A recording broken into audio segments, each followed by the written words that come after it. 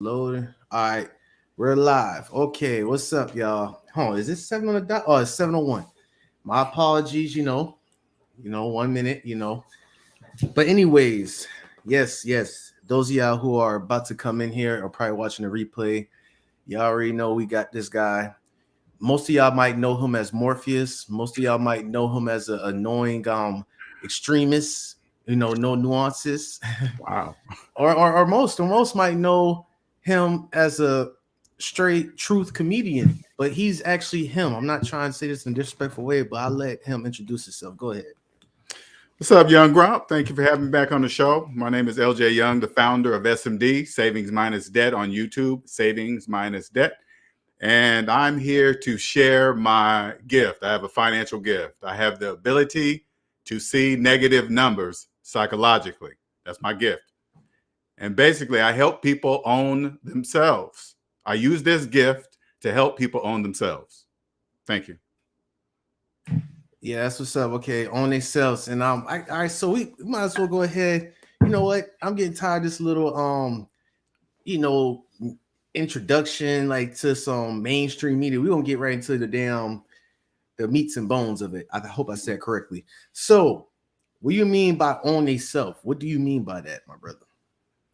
The majority of, like our economy, right? We are a capitalist economy, all right? And what it is psychological, all right? It's psychological. So people in debt slaves, I call them debt slaves, they don't know they don't own themselves. So all they got to do is add up all their savings, add up all their debt and hit equal and see their net worth. And their net worth will be a negative. And they're probably thinking, well, if it's in a negative and I don't own myself, who owns me? You log into your credit report, you see a list of all your owners inside your credit report. There's the answer. Okay, until they're all paid back, that's when you own yourself. Until they're paid back, they all own a piece of you. All right, so I'm trying to figure out where your mind is at specifically. So let me explain this. All right, let's say there are 100 people. All right, 100 people who are slaves. All right, debt slaves.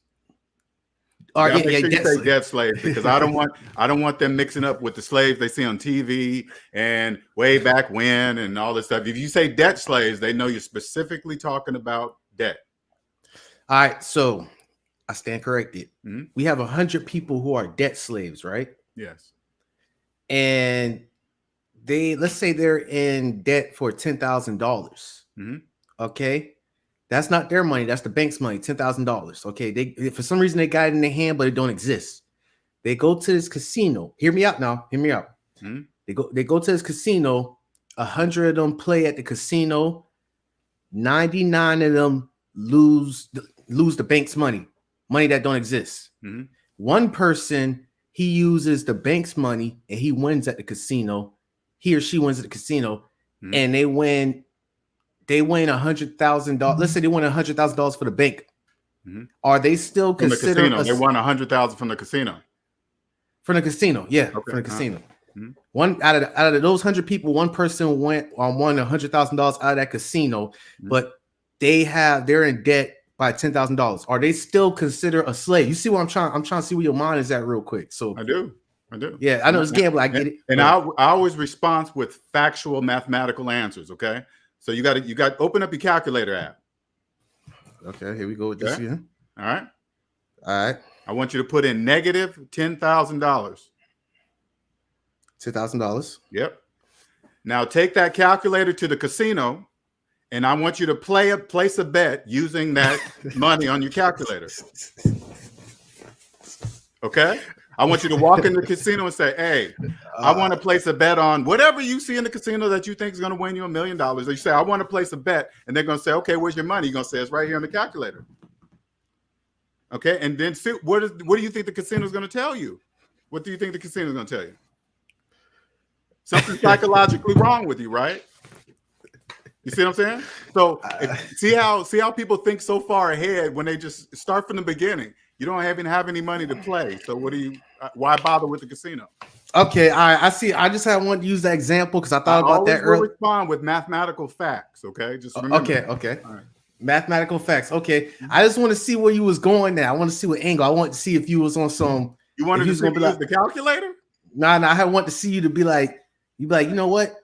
He's a debt slave. He's a conscious debt slave. No, And you're going he too just deep. got lucky. You're going too deep. When you talk, let me tell you something. Let me tell you something, young girl. When you talk like that, they can't hear you. They don't know what conscious slave is. When you say, hey, I thought you were going to say conscious slave. When we say conscious slave, I'm talking to you. They can't hear you say that. They don't know what you mean when you say that because they're unconscious. Gotcha. So I rarely talk to debt slaves like that because they don't know. No currency exists for them at all. None, zero, none of them. They don't know that. So what about this new technology though? This new technology, yes. We're lucky to be alive during that, especially you. Oh my gosh, you is like the Morpheus. I know they get aggravated when you come in there. Blockchain, NFTs, things where people just, I see people on YouTube, I don't know in real life, I just see on the internet, and they like, hey, I've been in debt, I had a mortgage on the house and everything, and they used the bank's money as they invested for the bank inside of crypto, and they just had made the bank money. You get what I'm saying? So I know the reason why I'm explaining this is because they say that they're not a debt slave no more. Some of them, you know what I'm saying? You kind of get where I'm going at. So yeah, it's like I understand exactly what you're saying. Because so what you say for that? Go ahead, finish. No, go ahead, finish. No, I'm done. I just wanted to know what you about to say for that. Math doesn't care about cryptocurrency and blockchain and all that stupid bullshit. Math doesn't care about that. Okay. Anybody that's talking to you about blockchain and cryptocurrency, the first question you ask them to say, do you got student loan debt? If they say yes, you don't listen to a word they're saying because you cannot invest in anything if you have student loan debt. That's 100% mathematically impossible. So if they're talking about investing with debt, when they have student loan debt, don't listen to them because they don't know what they're talking about. All right. We got Miss Judy up in here. She's a strong support. She said, I understand the debt slave, but we can never really own our property because of property tax. It is inescapable in the existence. What you got to say for response on that? She's a strong supporter. That's not true. She don't understand how taxes work. Okay. That's not that. None of that is true. I mean, when you see that on paper, hey, you'll never own your property because of taxes. Well, when you can physically see that on paper, but once you get out of the debt matrix, you'll clearly see that that's not true. Taxes help build wealth. They don't take it away. That's not true. All right, let's go ahead and steer into the political. You know, I'm not no political person. For y'all who's watching, the supporters, I'm nor Democrat nor Republican. I'm none of that. You know, I'm Grump, young Grump, how y'all see, you know, a full man. But let me say this, for the political side, for others, they say that some of them are upset with was it President Biden for pushing taxes, you know, because they said when Trump was in office, like there was not that much taxes. So you said, since you're not a debt slave, what do you think? Does it matter what president it is on taxes? No, it doesn't matter. I mean, when he speaks about taxes, I listen to him because I listen to him very differently. But anybody talking to you about tax, anything tax related, okay? Anybody that opens their mouth and say taxes, right? You turn to them and say, are you financing that cell phone? If they say yes, you don't listen to them because they're financing a cell phone. People that don't understand taxes are the people that finance cell phones. So check this out. Check this out, LJ. Check this out. Let's say, okay, they look at it like this. They like, LJ, this is an iPhone 12. This is an iPhone 12. Every year, Apple releases a new phone.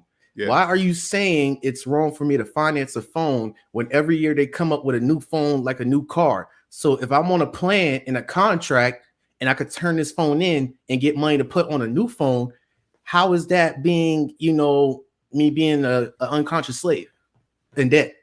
Because you're financing phones. You probably had a job for 20 years. You don't stop and say, hey, wait a minute. How come I can't pay cash for a phone? Why do I have to finance a phone? If you have to finance, listen to me, young Grump. If you have to finance a phone, don't you ever say that out loud in public, ever. You don't say stuff like that out loud.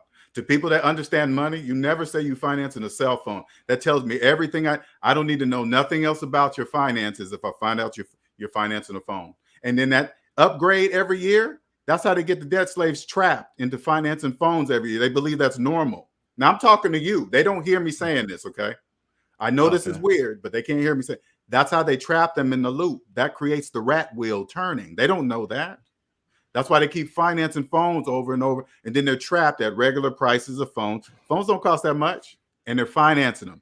And guess what else they're financing too? Since they don't have the money for the phone, guess what else they don't have the money for? Taxes. They're financing taxes too. Oh, snap. Oh, snap. They don't know that. They don't know that.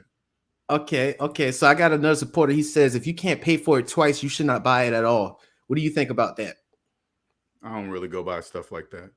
You don't go by stuff like that? Okay. No, I told you. Once you get out of debt, it's different. You just don't go by sayings and stuff like that, and minimalist and frugal. You don't say words like that no more. That's when people in debt say things like that.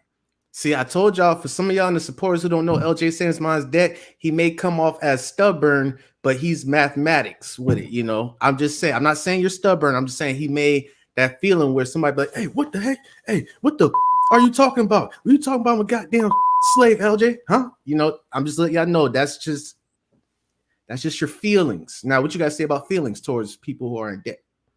Feelings have nothing to do with mathematics. It doesn't matter how people feel about 1 + 1 = 2. You might, hey, I feel sad about 1 + 1 = 2. You'll be like, is something wrong with you? Why are you sad? That's how I feel when people talk about money.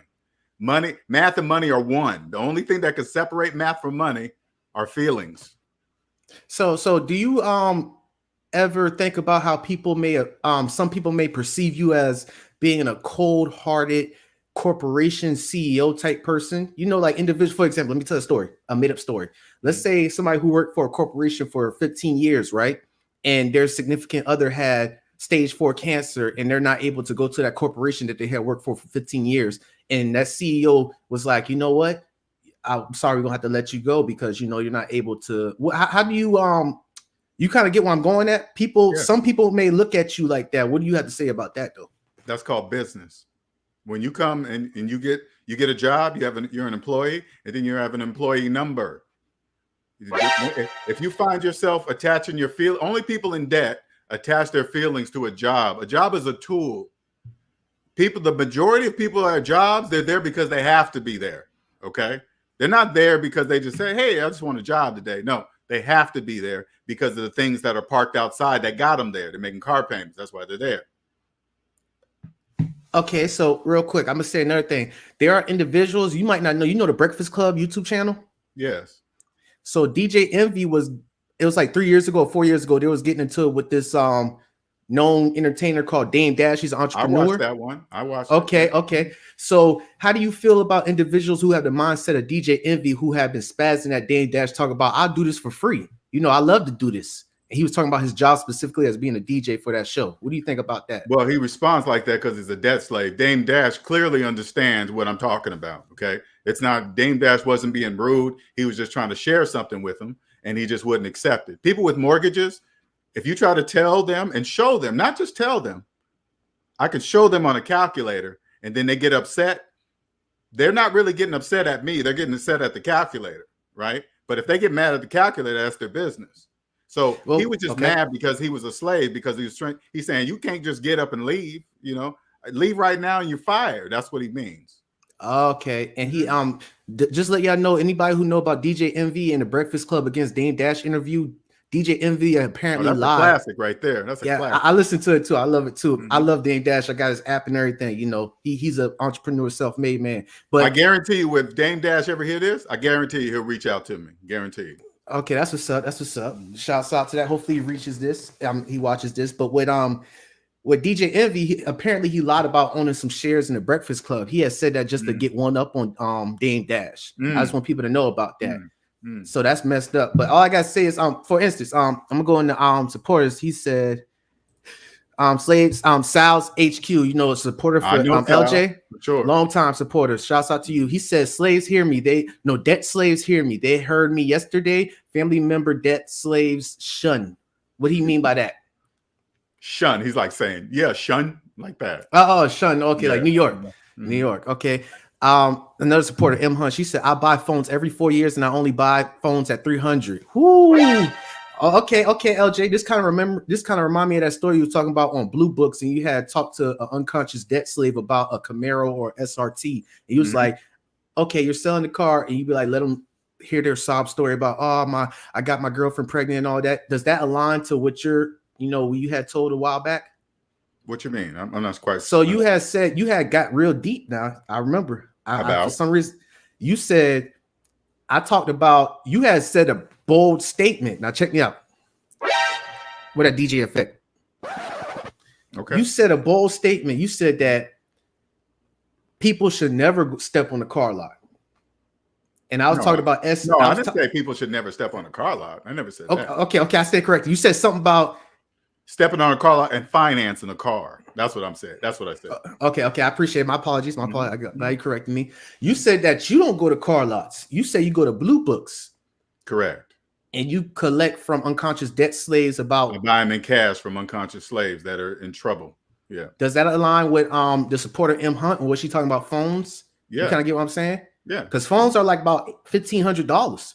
That's what debt slaves think. Yeah. So that's what I'm saying. If I was those phone prices are not true, but all right, let me say this. Me being okay, this is a scenario, y'all. Example. I'm a conscious debt slave, and when I see something like I buy phones every 4 years, and I only buy phones at 300, I'm thinking she's going to a pawn shop or she's going on Facebook Marketplace and getting phones. So I will.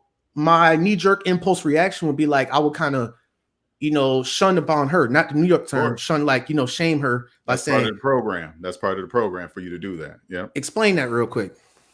For you to look at a price like that and you automatically think it's a garbage phone, and that's not true. But that's part of the program to keep you guys thinking that debt slaves thinking that phones cost $1,500, $2,000. Have you noticed they're getting higher and higher and higher, right? Debt slaves are starting to believe financing. Well, not starting to believe, they already believe. Debt slaves believe financing phones are normal. You think somebody making car payments and student loan payments are going to walk in and drop $1,500 plus tax for a cell phone? No. I think this go in alignment of the psychological warfare. Shouts out to my brother D Don. In the description after this live, he has a book that's similar to that about propaganda on just our mind. I'm not trying. Let me just take a little detour real quick on just our mind about being extremists. No nuances. Okay. To me, it seems like you have many. I ain't gonna say that. Nah. But to me, I feel as though that you look behind the curtain and you see how many of our minds in America, even worldwide, are being constructed to be like, okay, it's normal to finance phones. It's normal to pay. It's normal to take 60 years to pay for a house. You see what I'm saying? And that's not normal. That's what you're saying. No, there's only one way to buy a house, and that's cash. There is no other way to buy a house. See how simple I make it? You can't buy a house if you have no money. Okay. Let me tell you this. What happened? I go to you, LJ, and I'd be like, hey, listen, the US dollar is crashing. Why? This is not 1940s, 1920s Great Depression before. Why are you still walking around with $200,000 of cash to buy a house and you can use a bank, LJ? You know what I would respond with? What's that? You got student loan debt? And you got to answer me. You got student loan debt? Yes, I have student loan debt. That's why you're talking the way you're talking about the US dollar crashing and whatever the stuff you're reading on Google, whatever. I don't care. I don't care what you let me just be straight up with you. I know I sound cold. I don't care what debt slaves read on Google. I really don't care. The first question I'm asking, are you making car payments? Yeah. That's why you believe the dollar's crashing and less than a euro and blockchain and whatever you guys want to believe. Whatever. All right, listen. All right. He got the poker face. Shouts out to Miss Judy again. She says, Young Grump, I understand taxes. I have no debt. People can still be taxed off their property because of rising values. Yes, that is okay. Let me put it in a different way. Oh, snap. Yes, that is what everybody can see. Okay. Yes, that is true. Everybody can see that, but when you're not in debt, there's something you can see that everybody can't see. It's called phantom income. People in debt cannot see it because they're in debt. People in the negative don't know it exists. Okay. That's what's up. Okay. Shouts out to Ike. You know, the brother Ike. He says DJ Envy is a black ass.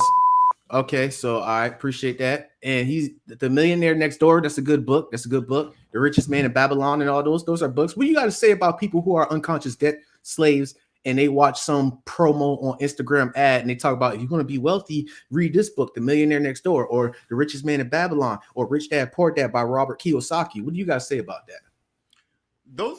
Those books are good, okay? Millionaire Next Door, Robert Kiyosaki. But what people don't know is that they're talking to people who own themselves.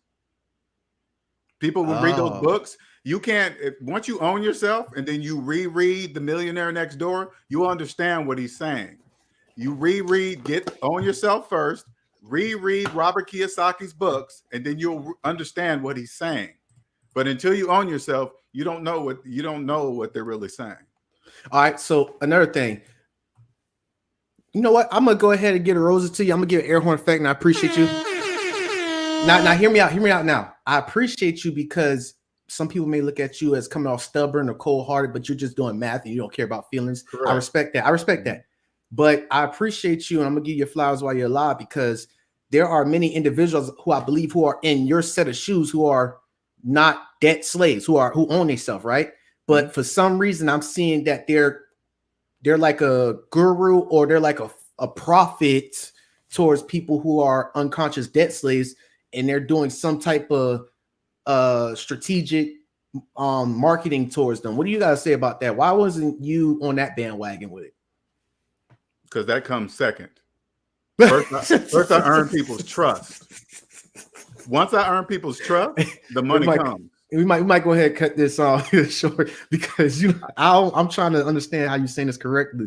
I earn people's trust first, and then the money follows. No, but you're like, because some people who's a debt slave will make it. How you're saying it is like, I earn people's trust so they could believe me, and then I sell them a product that Correct. Won't help them. No, that won't help them. No, I would never sell something that won't. No. I'm just saying that's just how the vibes. I'm just going. I'm switching minds here. That stuff's called business.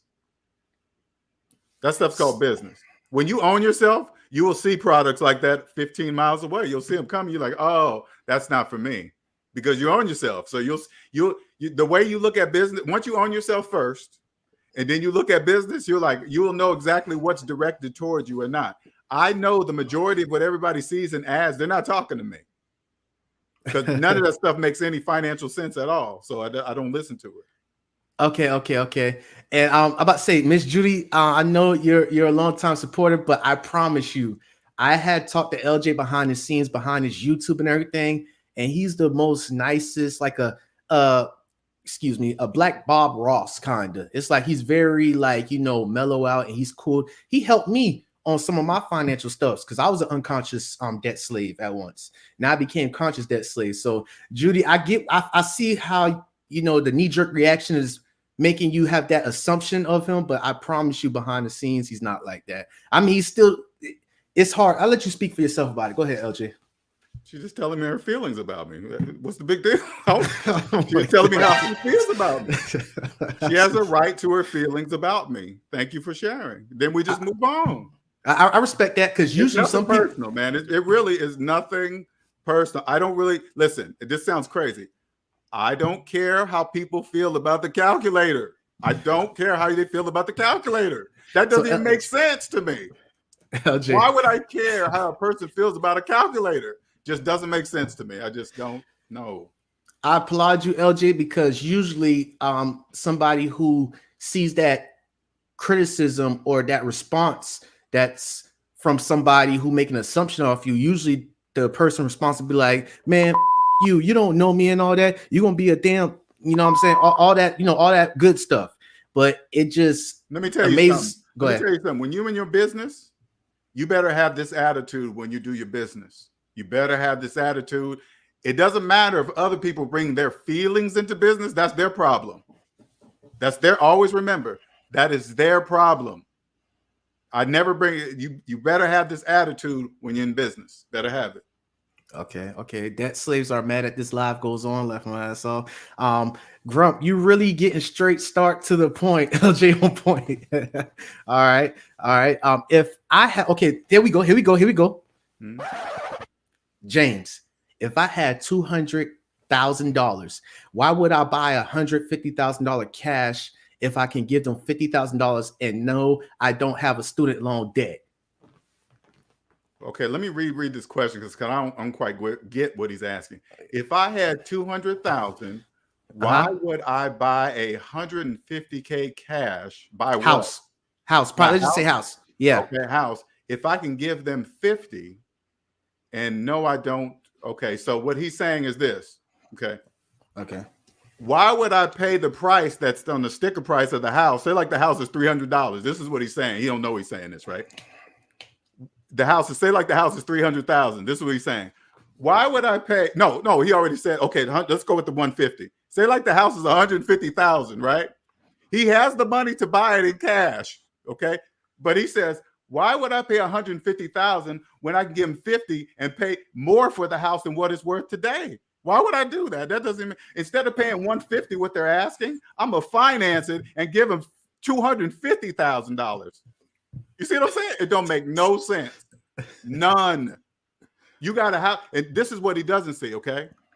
And it is a great question, and I'm gonna give him the answer. Okay, I'm not just gonna say that and not leave the answer. Why would you do this?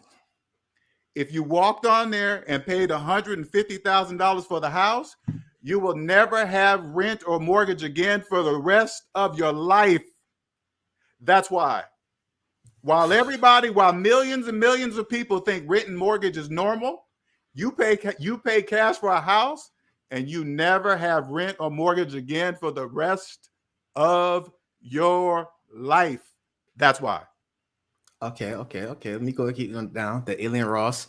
We got you talking, saying for the other person, you talking with emotion, but LJ is speaking money and business, two different conversations. Okay. I got it. She said, man, most consumers, aka debt slaves, aka look at me, aka give me Insta, Twitter, Facebook hearts. Ooh, dang. Okay, that was deep right sounds. Why would I buy a car if I could lease one and get a new one every 3 years? Hey, he on you right now. he coming with that. All right, so I'm gonna speak. Okay, I want you to hear this, young Grump. I'm gonna speak to you a certain way because he's not gonna hear what I'm saying. Even though I'm saying it out loud, he won't understand what I'm saying. So he's saying, why would I buy a car if I could lease one and get a new one every year? Because you don't have the cash to buy one. That's why you're leasing them. Hence, payments. People that have cash for cars don't make payments because they can afford to buy them. There's only one way to buy a car. That's cash. There is no other way to buy a car. Cash. So instead of why he leases, he's trapped in the lease loop. He can't get out now. That's why the majority of them refinance cars every 3 years, because they're trapped. Because if they try to say, hey, man, this car is too expensive, then they have to buy their way out because they're so upside down in it. They would have to use cash to buy themselves out. But they already know this person has no cash because he financed the car. So they already know he doesn't have any cash to buy. Now he's trapped. He can't get out. Okay, I got it. Because if you buy up front, you pay less in the long run. Okay, I hear you, Emma. I hear you. People who finance cars finance the taxes too. They think taxes they think taxes are bad already, right? Debt slaves already hate taxes, and they're financing them. Can you imagine financing taxes? That's something wrong with you. I get what you're saying, but can you please go into a little bit more depth or example for individuals? I'll give you the easiest example. Say like a car is $5,000. We're gonna keep it small. A $5,000 car, it's gonna be $5,000 plus tax. I walk on the lot. Let's just say it went from with taxes $5,500. Okay, all right. $5,000 car with tax $5,500. I give the man $5,500. I get the keys and the title, and I drive off. Somebody that don't have any money, they don't have the reason why they're financing the car because they don't have the cash to buy the car. Okay, and if they don't have the cash to buy the car, they don't have the money for the taxes either. So they go $5,000 plus taxes $5,500. They take that $5,500. Finance it all for 72, 84 months. See what I'm saying? Okay. They're financing $5,500 in taxes too. And listen, when they run your credit report, they go by your gross income, money that you're not even going to get. You don't take home your gross income. Why do they go by your gross income? It's for debt slaves. They don't know that. Okay. So they're already underwater with they're underwater with the car and finance and taxes, and whatever finance charges they're charged on the loan, they're upside down. Okay, LJ, that Bananas. was bananas. That was some good gems right there you dropping. But what happened if an unconscious debt slave or somebody, let's just say somebody come out the woodwork and be like, LJ, we hear what you're saying, but why are you speaking? And they're gonna ask, do you own a house? They're gonna be like, they're gonna be like, I own, they be like, I got a house and you're renting, LJ. Who's the idiot? And I'll say, do you have a mortgage? Yes, I do. Then you're renting from the bank. So we're both renting. That's what I would say. We're both renting. But what? I'm soon going to pay. I got a cap. I got a meter. So every year my meter goes up, and once it reaches that top, it's still mine. When you're written, there's no meter. The only meter is when you say still mine. I don't get what you mean by still mine. It's not yours. If you have a mortgage, it's not yours. So but I could. Okay, let's say I'm a loan owner. Okay. Yes. But my name is soon going to be on that, and I'm seeing the light at the end of the tunnel. Oh, you're talking you're talking about the future. Oh, I thought you were talking about the present. You're talking about the future. Go ahead. What about the future? Yeah, about the future. So I'm seeing the light at the end of the tunnel. Okay. And I know, let's say I know at 55, I will own the house. I won't be paying for the bank and all that. But when you're like 55 or 60, you don't have no house to own, LJ. I can't really tell you about the future. I don't know. And I will feel as though that I had won this argument against you, you know? Okay. Yeah. And then you know what I would say? You know what I would say? Okay. I just say, okay. And then I would say, this is what I would say. Actually, this is what I would do. I would say, open up your calculator. Okay. Put in your mortgage payment. Okay, $150,000. Put in your mortgage payment, your monthly payment. Okay, $2,000. Minus your mortgage balance. Mortgage balance. Okay, that's 130,000. Let's just say and hit equal. That's how much you own of the house right there. So how much house can you buy with that much money? None. Okay, then that's what it is. That's what you own. That's yours. You don't own no house. You own negative dollars. That's what you own. Until the bank gets back that money, that's when you own something. That's your equity. That's your home ownership. That's all right there. Okay, so LJ, but I'll come back and be like, it's better for me to have that than to be living in a hotel like you, LJ. You know what I would say? What? How about those Seahawks? What they doing? You said about who? How about those Seahawks? How they doing this year? I would stop talking to you.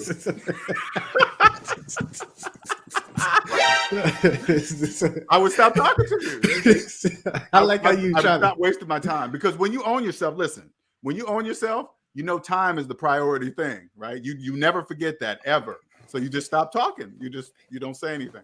And those of y'all who are reading, some of this is going over many people's heads before. Some of y'all who are strong supporters, off of just me making these situations and these examples by going back with LJ, you could already see that I have revealed myself by being a conscious debt slave already, because you see how he could easily just change the conversation and have no emotions or feelings behind it, because what you see LJ on his time, he don't have to like make it to a job and not be in fear of losing everything. I'm not there yet. You see what I'm saying? Just off of that back and forth, what we doing, the psychological analysis on it. So those who I see it, I get air horn to y'all. You kind of get where I was going at, LJ? I know exactly where you're going. They can't. Okay. A lot of them can't hear you when you say conscious slave, though. I'm just telling you. Oh, okay. Can you? They're unconscious. They can't. They don't know what you say when you say conscious slave. They don't know. They probably say, "Why is YOUNGGRUMP calling themselves a slave?" That's what they're probably saying to themselves. Okay, so was there a time where when I first talked to you, or when I came across your channel, I told you about how I ran into you. Was I a unconscious debt slave? Like when you had came and said that, like, oh, you are a debt slave and all that, and there were many people responses like, man, what this dude talking about? We've been free to that, you know what I'm saying, just spazzing on you. But me, I was like one of the individuals who be like, right, why is he calling me that? And you was like, there, right there. You know what I'm saying? You had to stop me right there. So what I'm saying is that how did my mind switch to listen to this information? because you were asking the right questions. When you come, like when you're out of the debt matrix, I can see people that are asking the right questions because you were asking the right questions. Like, first of all, like when you say, why is he calling me that? That's the right question. Because you didn't get offended by it. You were just like, because it's like a weird thing, right? You go, why is he calling me that? You know, but you can't really explain why I'm saying that, right? But you were right. You were asking the right question. So I said, okay, he can hear me. He's coming along. He's still stuck. He's going back and forth because you're younger than me. Because you don't really understand. Your age is the target programmed audience right now. The whole thing's a program. People don't know that, but you guys are the target. So it's difficult for you because you got more people around you doing debt slave shit. And you think it means, they think it means something, but it does. And all you got to do is just ask to see the personal credit report. You will clearly see that it's all fake. On personal credit report, why are we, you said this on one of your lives and it meant a lot. You was like, people will get in bed with somebody real quick, but they'll feel as though that is an insult of privacy if you ask to see their credit report. Why is that? That's part of the program? Like, that's part of the program. That's part of the program for them not to share each other's personal credit report with each other. They don't know to ask that. They're so stuck on credit score. They believe credit score means something. No, it's what's in the credit. Like you saw the video that I made, right? I showed logging into my personal credit karma, right? And then I told somebody, go find another person on YouTube that has done that. Nobody has come to me yet. You know why? Because they think it's something. It's blank. It's nothing to see. That's why I did it. I'm still thinking about Bandman Kevo personally when you had said that, because you said go to see if anybody who's doing what you're doing. And I was looking at all these other people who were speaking, who actually showed it, who actually seen, oh, I see the cars and all that. I'm just, visualizing, but listening to you like, okay, that's cute and all that. But that's because debt slaves believe wealth looks like something. Wealth doesn't look like anything. That's a trick. That's part of the program. Money doesn't look like anything. I could be a trillionaire now. I would never tell. The majority of people are in debt. Nobody will ever know that unless I go public. But until that, they won't know nothing. And I don't care what, because you see cars and stuff. All you guys say is, did you finance that car? Yeah. Then they're debt slaves. Only debt slaves finance cars. Okay. Gotcha. And NW Watchman Roman said, is there any debt slaves? Is there anything debt slaves can do to help the children and avoid these pitfalls? Yes, get out of debt first. Personally, once you get out of debt, once you come see me, that's what I do. I help people own themselves. You come see me. I'll show you how to do it. Once your eyes open up, you will naturally share this with your children. Automatic. It's like living in a different financial dimension. It's totally different. Okay. And they can't hear what I'm saying. Nobody. And you know how much respect I have for this system. This is how you pay respect to the system. Pay your taxes properly. That's how you show respect. Okay, gotcha. I feel you. And we're gonna go to James real quick, but I want to go to Ike. He said some of y'all have a strong need to be right, eat the meat and spit out the bones. And he said Americans are scared to talk about money. He's right. Ike clearly knows. When I watch his show, Ike clearly understands. There's no misunderstanding that Ike doesn't understand. He understands, but it's just not popular. He's right, and it's cool. The majority must remain in debt. Debt slaves can't run around unattended. There must be people that understand how it works. Okay, I got you. I respect that. And hold on, give me 1 second, but I'm a nomad. Can you explain that to me? Like a nomad? Like, do you know what that is? Anybody nomad, in the chat? He's saying, I don't know what that means, though. I'm a nomad. Okay, just checking in. What's up, Raheem? Smart advice. Thanks right there. All right, give me a second, but what? Because I got to go ahead and open the door for this freaking dog. But can you let you go ahead and do your rant for like 20 seconds? Yeah, I hope the younger you guys get this information, and I hope you guys come up here, ask questions. I help you own yourself. If you have student loan debt, you don't own yourself. If you're making car payments, you don't own yourself. If you're financing your cell phone, that's a big red flag. Okay, that's only people that don't have money finance phones. Okay, don't ever do that. If you went to college for 4 years and you have your student loans for 20, Only people that are in debt do that. You'll never own yourself ever. If your student loans are older than your mortgage, you're doing it wrong. That's a red flag because you can't buy a house when you have student loan debt. That's impossible. Can't do that. Okay. And the sooner you and long story short, what it really is that I trust the calculator. But on the psychological part is that I have the ability to see negative numbers psychologically. That's my gift that I share.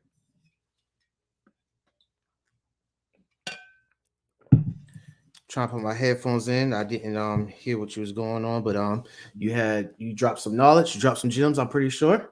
Mm-hmm. No man. Okay, Ike said no, I can't pronounce it right. Moves around from place to place. Oh, okay, that's what it is. All right. Gotcha. Because I saw an interview with Kanye West, aka Ye, that's his new name. He said that he's homeless. AKA what? What's his new name? Ye, Y-E. Ye. Oh, that's Kanye's new name? Yeah, Y-E. Okay, I don't really keep up with stuff like that. Okay, all right. Okay, well, I listened to his interview that he did on Drink Champs on Revolt. I hardly watch that show, but unless for Ye, I always know he comes with something. Mm-hmm. He said that he's homeless, and he said that he goes around people like Elon or, and stay at their house for like a week or so. But I'm afraid that the way he said that, that's going to get some people to be like, okay, see, you see, he's a multi-billionaire and he don't own a house and all that. You kind of get what I'm saying? It's like, yeah, that's why I was afraid. They don't hear right? He doesn't own it personally. His company does, and he rents from his company. Ooh, man, dang. Listen, debt slaves don't know to ask those type of questions. They hear me say, I rent, but they don't know to ask, well, who owns the building? They don't know that, right? So you just keep saying whatever they want to hear, but they rent from themselves. Taxes help you. I don't really want to go that deep into it. Okay, that's what the real thing is. Okay, there it is. See, that's why I wanted you to do a little peek, a sneak preview of where you was at, because you're saying the same things that somebody will be like, they'll feel as though that they got one up on you. They're like, oh yeah, rent. You see that? Yeah, you talk about this and that. Oh, you see that right there? Oh, you talk about credit. See, you talk about don't have credit, but you doing credit. But I'm glad you broke it down like that, because that is really the true separation of them all. I think people get business and personal. I hate to say they don't know that they listen. I'm saying this to you, Young Grump. They don't know that they do that. They don't know that they mix business and personal debt together. All you got to do is keep doing your shows. Cue in, and I want you to cue in on that. Okay. They don't know that they're doing that. And even me saying this to you out loud, they don't know what I'm saying. They can't hear me. I got you. That's a perfect example for our brother James, who's in the chat. He had, I think from one of the comments, he said it kind of showed what we was talking about, because he said you can sell a house. He said you can sell a house that you have a mortgage on. He said I financed a home for $143,000 and I have offers for $185,000. That's like a perfect example of what you were saying, though. That's part of the program. Part of the program. Okay. They can buy. They think they can buy a house with no money and make a profit on. They think they can make money. They think they can make a profit on a house that they didn't have the money to buy. That's part of the program. Oh, okay. Okay, there we go. That's a perfect way to explain it. If you don't have the money to buy the house, how can you make a profit on something that you didn't have the money to buy? You can't. That's impossible. Ooh, okay. So for individuals, I own 2 businesses, but I'm trying to get my credit up so I can buy stuff with my business. Okay, see, that's what you were saying earlier. You said you didn't want to get into it because off of her comment, what do you think about her mindset? I'm okay with business, Dad. I am. Long as you own yourself. Yeah, exactly. So, but off of how she said it, that's rare that you won't really hear responses like that from the majority.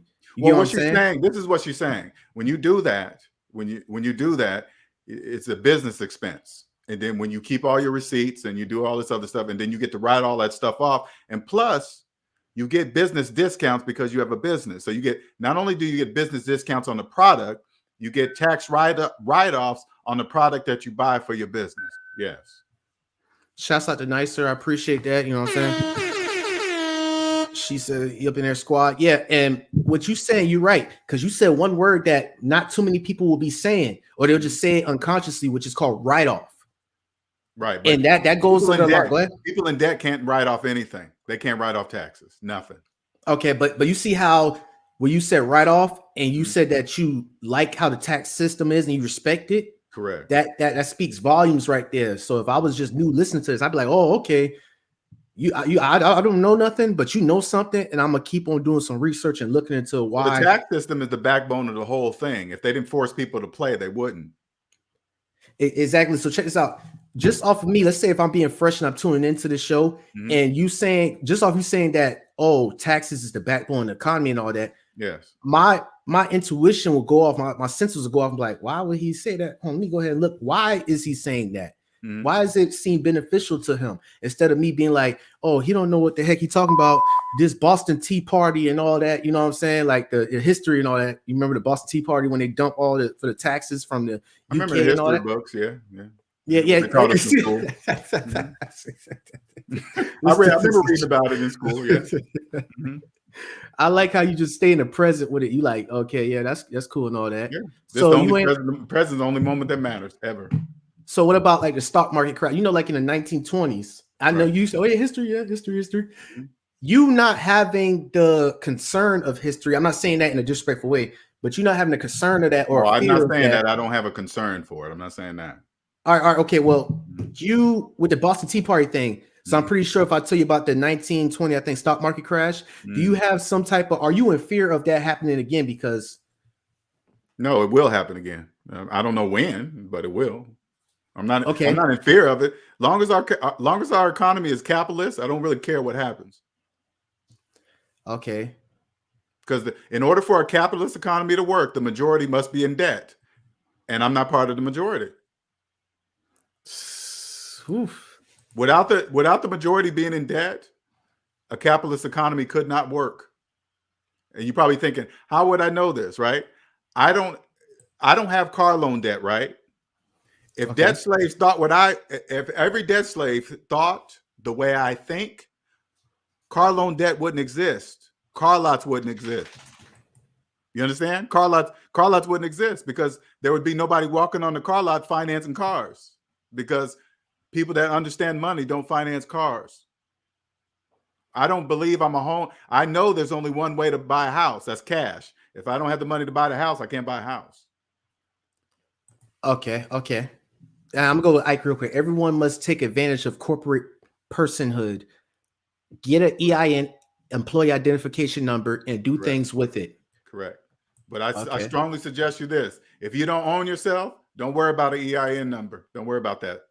I'm glad you said that. It has nothing to do with you. I'm glad you said that again. I want you to first own your SSN. Once you own your SSN, then you go to an EIN. Okay. But until you own the SSN, don't worry about the EIN. That's amazing how my brain just split both of those, because I was like, yeah, he's saying about the employment identification number, but I'm still focused on my social security number before I even get into that. But people get excited. Majority of people get excited and they be like, okay, I don't own my social security number, so let me go ahead and get the employee identification number in hopes to own my social security number to own my employee identification number. I sound like Twister by breaking it down, but yeah. No, you sound like people that go to college to do the same thing. Let me get some student loans, and then I'll get a good job, and then I'll come back and pay. It's the same thing. It's all the exactly. It's all the exactly. And please tell the audience how important it is to go to your accountant or people who do taxes and ask for, do they own a student loans? Please say why you do that. Why you ask that? You never take financial advice from a financial person who is in debt, especially as student loan debt. Now, if you have a professional financial advisor that you're paying, a professional accountant that you are paying, you go to them and say, this is what you do. If they have an office, because they love to display their fancy degrees on the wall, right? You walk into the office, check out all the furniture and everything to make you believe what they want you to believe, right? You check out the year that they graduated on their diploma, because it's usually displayed on there, right? Yeah. And then you sit down with them, you let them go through the deal and let them go through all the stuff that they, sound so smart. You say, do you still have your student loans? Okay. They're not going to expect that question. All right. But you got to have the balls to say it. You can say, do you still have your student loans? If they say yes, and say like it's this year, 2021, this is what you do. If they say yes, you take 2021, minus the year they graduated from college and hit equal on your calculator. And then you look up at them and say, your student loans are older than your business. Can you explain that to me? Explain that to me. Mathematically speaking, if you could explain why your student loans are older than your business, I'll do business with you. Go. They're not going to have an answer. You get up and then you leave because they don't understand how it really works. They don't understand. You don't have student loans older than you, especially if you're in a tax or accountant. You say, you went to college and went to math, right? They're going to say, yeah. How come your own books are not balanced? Oh, dang, you want to balance my business books, but your personal books are not balanced. How are you going to do that? They're not. And they leave. Nothing personal. It's business. Okay, so I'm going to go with James real quick about what you're saying because I think he probably misinterpreted you. He said, why are you preaching for people to get out of debt then? I think his response was for that because he's saying that, have you said that is good how this system is, like the debt system? What is he asking me? I don't even know what he's asking me. I'm going to go ahead and let him speak for himself before I make assumptions real quick, though. So I'll go back to that. All right. Yeah, I don't know what he's asking me. Oh, my bad, M. Hunt, my bad. I don't know why I had assumed that you was, my bad. I'm a dude, but I'm just trying to get it on the back end, meaning taxes. Okay. I don't understand that kind of. I have to get more. IRS be like, hey, Slade, you think you can live overseas and you stop owing us? Oh, yeah, that's another thing. Shouts out to Sal's HQ. Because I be seeing these memes about some college students, the modern college people, and they be having these memes talk about, well, I'm gonna pay my college tuition, my college debt, and they be having this little hell to the no, and they be talking about, I'm about to move to Italy because of my college debt. What do you think about that? What do you have to say about that? They have no money to move anywhere, so they're not listening to them. If you can't pay your student loan debt, that means you have no money. So you have no money to leave anywhere. So they just talk. They know debt slaves are just talking. That's talk. You gotta have money to leave. You're running from your student loan debt, and you think you're gonna move to another country? No, you're not. No, well, Ocho, let me go ahead and get into some street stuff real quick. Or somebody. This is fairy tale, by the way, but this is some people be doing this. Let's say I'm a trapper. You know, of course, you know what a trapper is. Drugs. Okay, damn, this dude already on point, man. But anyway, I got student loan debt and all that. I don't, okay, but I trap. I make an average income of $20K a month. And selling drugs, selling illegal drugs. Yes. Yes. Okay, yes. Go ahead. Yes. So I have shoe boxes, I have stashes, I have a safe inside the ground, in my house, 60K cold cash. And you tell me I don't have cash because I have a $15,000 student loan debt. No, you're talking something very much deeper. So, and I love that. That's a really good example. So this is what I want you to do. I want you to Google how much it costs to print money, and then I want you to display it on the screen. Oh man, let me turn these dang sound effects. I keep forgetting about that. Hold on, give me a second, real quick. It says soundboard. Turn the key binds off. All right, how much it costs to print money? Yes, it costs to print money. All right, I'm about to put on the screen real quick. Let me share it. Here we go. And the Fed, how much does it cost to print money? I'm gonna click on the Federal Reserve, the federalreserve.gov website. Scroll down. Okay, leave it right there. See that? Yeah. Okay, now I want people to look at this while I tell you the answer to your question. If you're selling drugs, you're risking the time in your life for money. Only debt slaves risk the time in their life for money. And look how much that money's worth that you're risking the time in your life for. Look how much they make it for. See how much they make it for? Let me go ahead and zoom back out real quick. All right, and they're making it for. Look how much they make $100 for. Okay, I'm gonna highlight it. $100 it costs 14 cents to print out $100 bill note. $100 bill. So if you're selling drugs, you're risking the time in your life for worthless paper. Okay, so you're risking trapping, whatever you want to call it. You're risking prison, 20 years, taking away something that you can never get back for worthless pieces of paper. Look how much they printed for. Nothing. 14 cents. 14 cents. right? Okay. Okay. So if you take a step back, you got to say, wait a minute, why am I risking my life, the time in my life, for worthless pieces of paper? Because I'm in debt. I'm a debt slave. Only debt slaves risk the time in life for worthless pieces of paper. I would never do that. So check this out. Let's say I'm somebody else and I'm watching this and I'm like, you saying, okay, it costs 14 cents to print out $100 bill. Why are you so bent on people getting out of debt if the money, the $100 bill is like damn near 14 cents? You kind of get what I'm saying? Yeah, if I just say it like that. I do. So what's the point of like you getting hard on people who are leasing stuff and renting if the money is not real? Because I would say, look how much you're being owned for. Look at that. They bought you for 14 cents. Say like you owe somebody somebody owes somebody $500, right? Right? $500 to a business. You say 14 cents times 5, and you say to yourself, that's how much they own you for whatever 14 cents times 5. How much is that? $1 something? Let me look that up right now, man. Damn. Is that even $1? I don't even know. That's not even $1. No, 70 cents. 70 cents. So they own you, even though you're $500 in debt to a company. They really own you for 70 cents. And let's go deeper about people who do about these loans these loans that people own on their personal credit, and they be like, wait till like what is it, 7 or 10 years or something, and it disappear. What do you guys say about that? That's part of the program. That's not true. Let me remove that. Yeah, so let me remove that says more about you. If you let a debt stay on your credit report for 7 years, you have a problem. You have a problem. If you let it say you had a overdue cable bill that you didn't pay.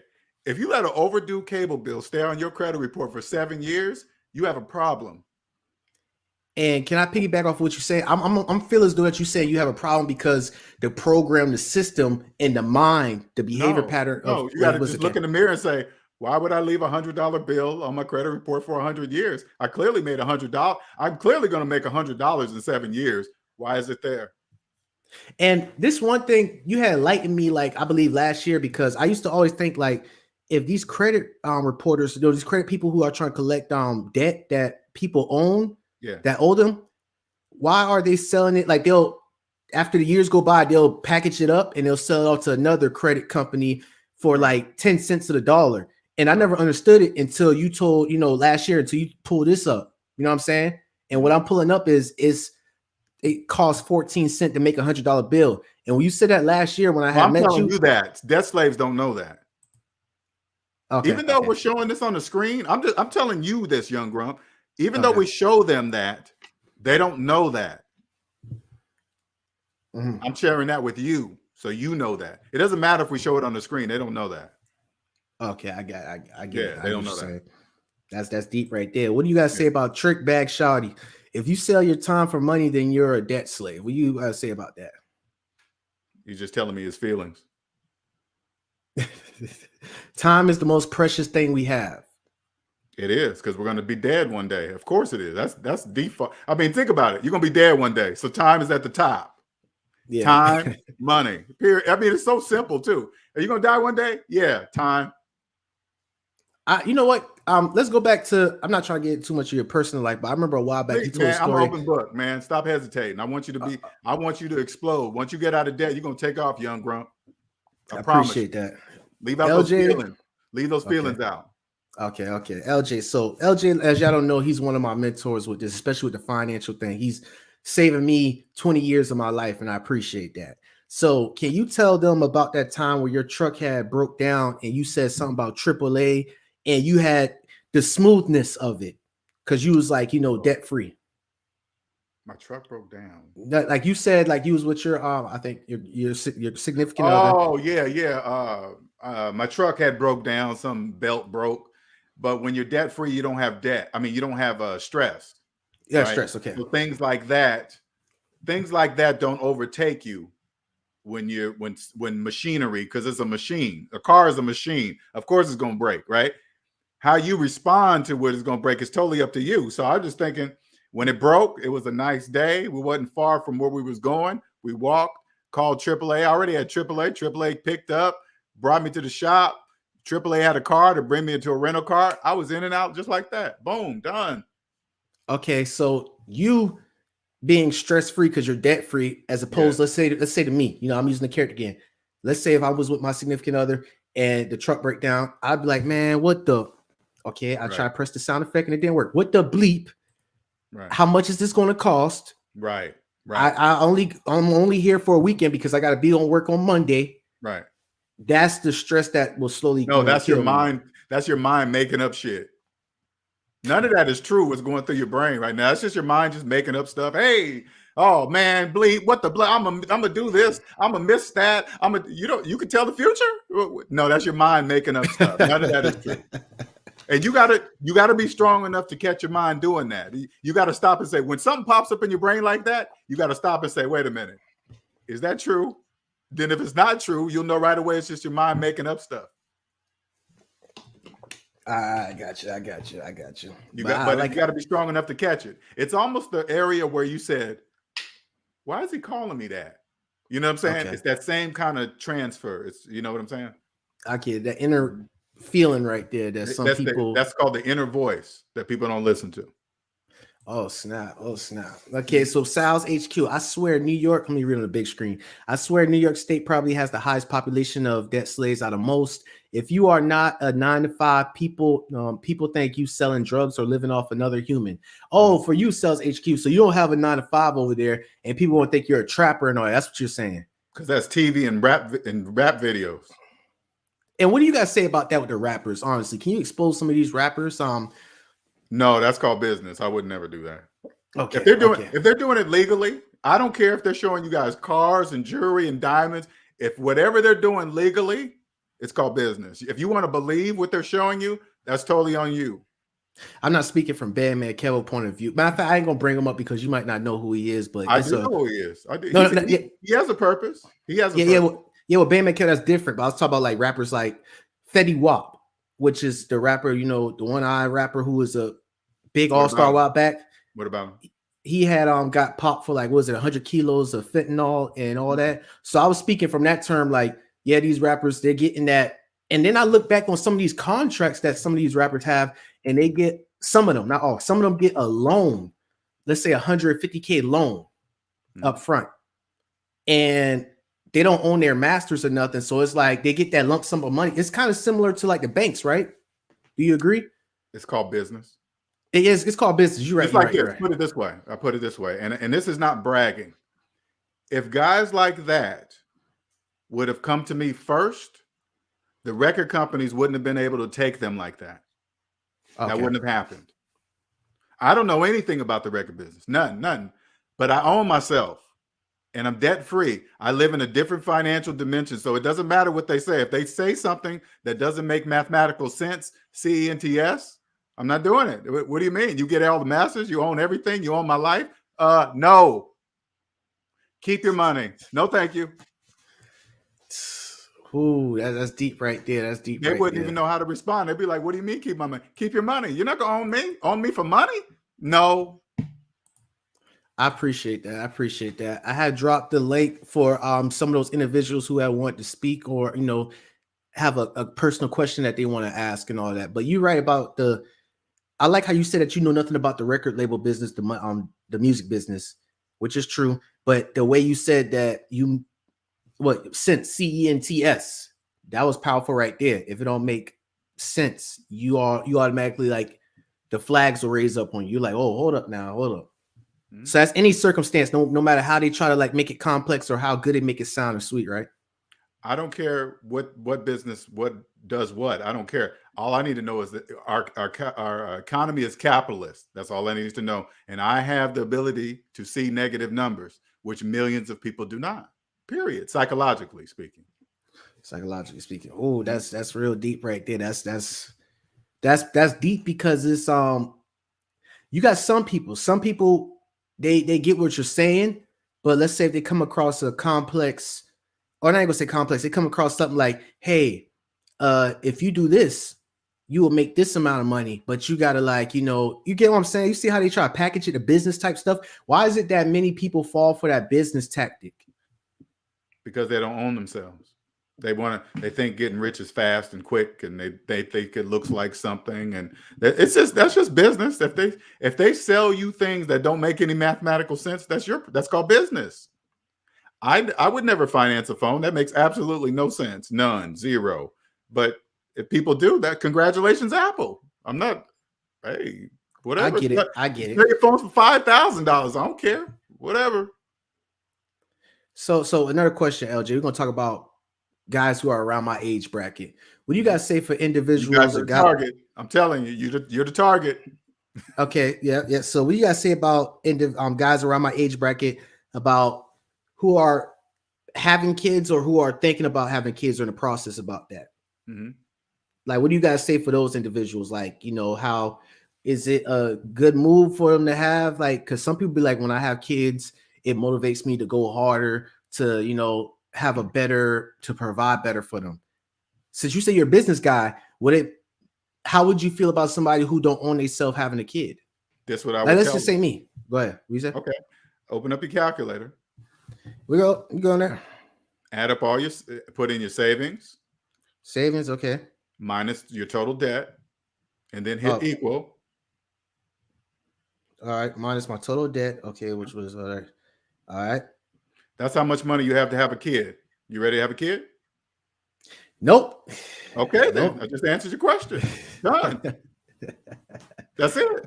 Being $1,000 in debt, it's not worth it, right? Money you have to have a kid. You don't even listen. If you don't even own yourself, don't worry about how you gonna own something else if you don't even own yourself, right? That's how much money you have to have a kid. I wish somebody would have told me that when I was young. I would have been like, no. I said that was an example, by the way, y'all. I'm not, I'm trust me, I'm far from thinking that this moment. It's all about trying to be. I like that. That's a good one, though. That's a good example.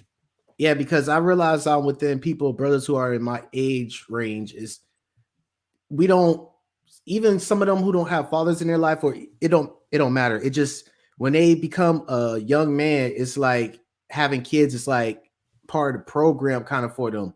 It's like, that's important. Yeah, that's important. That's part of the program. The majority you can't even imagine how much, if you're already in debt and you have a kid, you have no idea how much that plunges you so far in debt. Oh man. Especially if you have a kid and the relationship don't work out, then you got lawyers, family court, all this. Oh, that just buries you in debt. Buries you. When you own yourself, you will never procreate with somebody that doesn't. You'll never be in family court. You don't have to worry about child support. You don't have to worry about domestic violence and all this. You won't worry about that because you won't date. You won't procreate with people in debt. All right. So my question let's just speak on a woman's behalf. The women are young women who are around my age range. Mm-hmm. Let's say if their mindset was like, okay, if I have like 2 or 3 kids and I get paid a lump sum on my income tax, I'll be able to pay my debt off with that soon. How do you you never spoke on that program and I never brought that up to you. So what do you think about that? You talking about when they get their tax return? Tax return, yeah. And it'd be like about $8,000, I believe, or like, yeah. Right. Tax return is money that they gave to. This is what a tax return is. That you gave too much money to the government during the year and they're just giving it back to you. That's all. They're not giving you anything. They're just saying, hey, you gave us $8,000 too much. Here you go. And they just gave it back to you. It's already, she worked for that money. So she's not doing anything. People that think like that, if you got 3 kids and you think $8,000 is a lot of money, that means you're a debt slave. $8,000 is nothing. That's nothing. Okay. And that's why people be on corners dressed up in Uncle Sam uniform costumes and Statue of Liberty costumes. You know who they're talking to? Debt slaves. I would never take my taxes to a person in a costume. I would never do that. Why you got a Halloween costume on? You want to do my taxes and you got a Halloween costume on? No, thank you. Okay, I get it. I like how you use that reference to Halloween costume right there. That's a Halloween costume. Yeah, that's a Halloween costume. Let me see what Trickbat said. Vanity is the devil's favorite sin. That is why one's image can be sold for gains, but usually at the cost promoting other sins. That dude went deep. You went kind of deep in the Bible. Deep. Yeah, deep in there, the trick bag, Sean. It's just salutes to you for that. Got child support, we got Sal's HQ. And this is what I think about too, honestly, because I think this is actually what Bandman Kevo's doing, like how you said, his business. Because he has a car rental company, and I'm pretty sure rappers around Miami over here in this area are, renting out those. So he said rappers be like, look at the Rolls Royce 2021. The rental car company owners are like, look how clean our vehicle look in these videos. Business. People like Bandman Kevo are important because what he says makes absolutely no mathematical sense. But if he can make money from getting, and remember, what he's doing, what I can see, what he's doing is legal. That's called business. If you want to believe a man that says don't pay off your student loan debt, look at my chains, and hey, that's business. That's none of my business. That's important because the majority must be in debt in a capitalist economy. That's important. That's important. And speaking of that, I'm going back to James' comment where he said a while back, when you said the majority, you said majority must or majority must what? Correct. All right. When you saying that, I believe that James, I'm gonna use his comment. He was like, then why are you preaching people to get out of debt then? I didn't design the economy. So no, he's saying like, so I'm gonna take James' comment. Oh, okay. I see what he's saying. There must be people that understand how it works because debt slaves cannot run around unattended. So there must be people that understand how it works to control that. So this is what I do. I help people get off the wrong side of the psychological economy and come on the correct side. And then they'll say, oh, this is how it really works. And then they become rich, wealthy, whatever you want to be. You can be as rich as you want to be. You can have as much money as you want. Doesn't matter. And I'm going to go more deep into that. If you want people, if the economy runs on people who are in debt, who are debt slaves, why are you speaking to me and coming on, having your platform by saying, you are a debt slave and, take this red pill or whatever to become, debt free? Why are you like taking the time to do that if the economy depends on many people to be, debt slaves? Like, why is this not hidden knowledge to you? Because I'm sharing a gift, right? Okay. What I'm saying to you is that I know you hear me saying this out loud, and this is a hard thing to kind of grasp. Okay. Okay. Here we go. They can't hear me. Okay. I'm saying to you, I know you're saying, hey, well, why are you gonna help the other side or whatever you're saying, right? I know what you're saying, right? Why are you telling the secret or something like that? It's not a secret. They can't hear me because they're in debt. So that makes okay. What they hear me speaking, they think it's he's crazy, it's dumb, it's garbage. Even though I'm proving it with a calculator. Okay, remember that part. Everything I'm saying, I can prove with a calculator. That still doesn't matter because it's psychological, even when you show them with a calculator. I like how you said that. So when you come over and when you own yourself, your channel is going to explode because you're going to know exactly what to do. You're going to know who to listen to, who not to listen to, and you're just going to take off. Nobody be able to stop you. Okay. Nobody. I understand. And can you explain the alien thing right here? Because, the supporters who've been rocking with you for a long time, like Nicer and Sal's and many others, can you explain that alien emoji that they're using? You consider aliens because we live in a different financial dimension. If you think different than the other people, they call you an alien because you think different than anybody else. You think different than millions of other people. Okay, like what I'm telling you right now, they can't hear me.